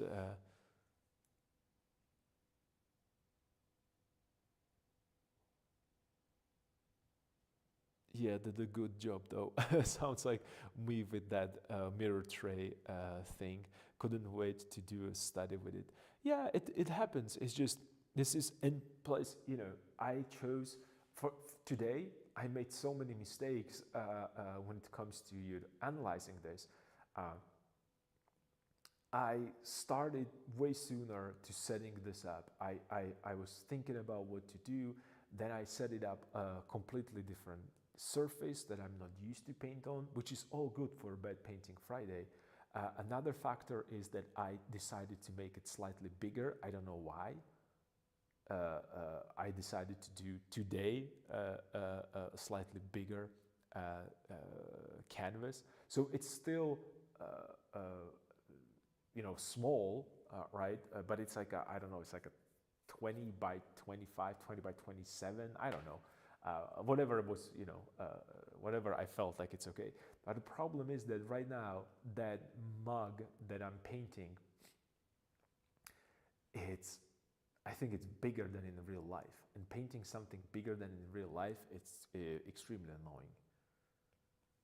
extremely annoying. Well, let me just do the test because I think, or it's like exactly the same size as a in real life. You know, yeah. When I put that tape next to it, it just looks that way. And the problem is that the problem is not that painting in the same size. The problem is that I'm not as close to it. So I wish to paint it slightly smaller so I can avoid, uh, uh, um, you know, not necessarily inventing anything, but more about like I feel like I can't simplify. I'm not able to simplify it good enough or accurate enough, rather. But it's okay. It's just you know. Now I know that that's the wrong approach, maybe. Or I have to figure it out how to fix it, how to make it work, and that's something that I'm going to be definitely looking forward tomorrow. Because I want to continue on this tomorrow. I just want to push through this. I want to see how far I can take this before I get annoyed and start changing a composition and all that kind of cool, funky stuff that I like to do. And I think it's about the symmetries and stuff that really threw me off more than anything else. And then also, you know, and on top of that, I said to myself, like, let's do like a really light against light stuff, because I was talking about that white on top of the white on top of the white still life, where you have like white cloth, white plate with white cup on top of it. So it's such a difficult thing to do. And right now, my values are my darks are too dark, my lights are non-existent. So that's all that really works against me. But that's okay. I'm not angry, not worried, no nothing. I'm excited to be here tomorrow. Actually, speaking of tomorrow, it's you know, it's really dark right now. I can't see, so I shouldn't continue because it's just gonna get even worse. But I'm gonna be here tomorrow. Painting, and let's continue on this. Let's see what's going to happen. Maybe it will dry slightly till tomorrow. Let's see. Maybe you know, maybe I can sand it a little bit and start placing more pigments on top of it. It might be interesting. I don't know. But I'm excited about this. There's a lot of harsh lines, so probably I might again come with that brush and soften it completely. Let's see, maybe tomorrow we can just start drawing on top of this to correct the positions. That might be fun, you know. Trusted charcoal, it always fixes the problems for me with the larger canvases, so I might test it with this small one. Let's see, it's gonna be fun. It was actually fun today, and like I said, Bed Painting Friday show me and, you know, everybody who's watching right now, is that it's not only about having a good painting and good day and just, you know, let's start pushing the pigment. Right now, it's even more important for us is going to be, and I think it's even a better lesson for me and for you, for all of you that watching, is that, okay, how am I going to fix this? How am I going to fix this issues that I created for myself? And here's the thing: I want to continue with this because I like the way how it looks in real life. I don't like how my painting looks, so I'll probably sit and look at it, and I will try to extrapolate, or whatever the proper word is, to find the essence of why it works in its simplicity in real life and why it doesn't work with my painting. Most of the painters will tell you, well, you have a wrong values. Yes, the problem is with values. Impressionists would tell you that there is wrong saturations, and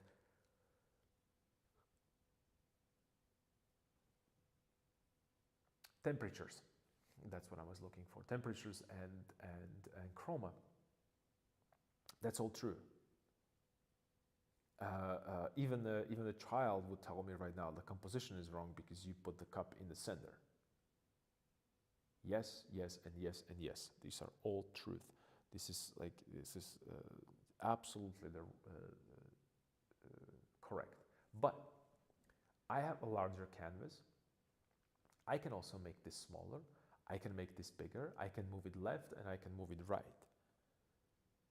So let's not be hasty. Let's not just throw the painting into a trash can, which I would do, and I did for so many times.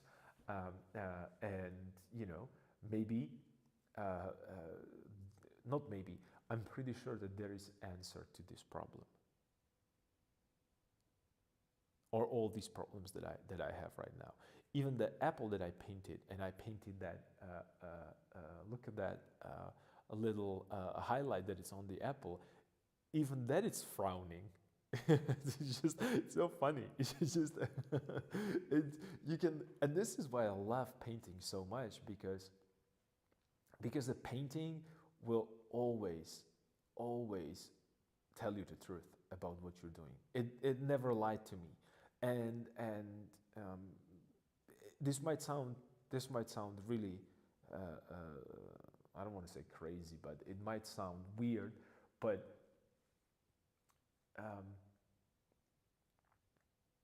it is.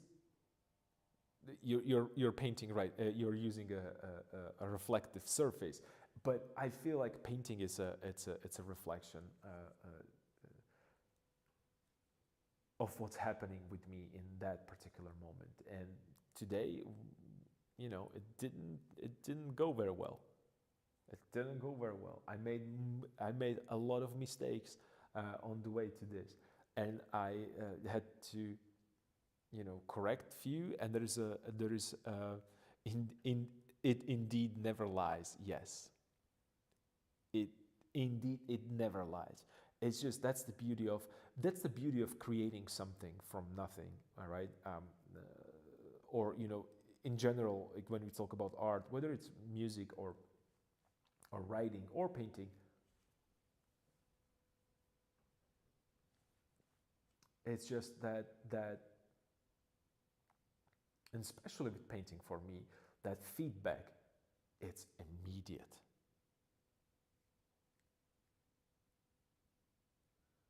Yeah, I like that idea of a frowning apple. Yeah, it looks like it's frowning. It's just I don't even want to sit there. What am I doing here, right? So it's just we have to figure that out. And that's just, and I'm smiling, and I'm having fun. Even my voice is fairly happy, I would say, or cheering. And it's because I am already looking forward tomorrow. I am already looking forward tomorrow because there is a couple ideas that I have immediately right now that I want to test. So let's see what's going to happen tomorrow. Thank you for being here today. Thank you for participating. Thank you for judging me. It was great. It was great today, and let's see how far we can push tomorrow. So, thank you again. Don't forget to stay cool, and I'll see you all tomorrow. Bye.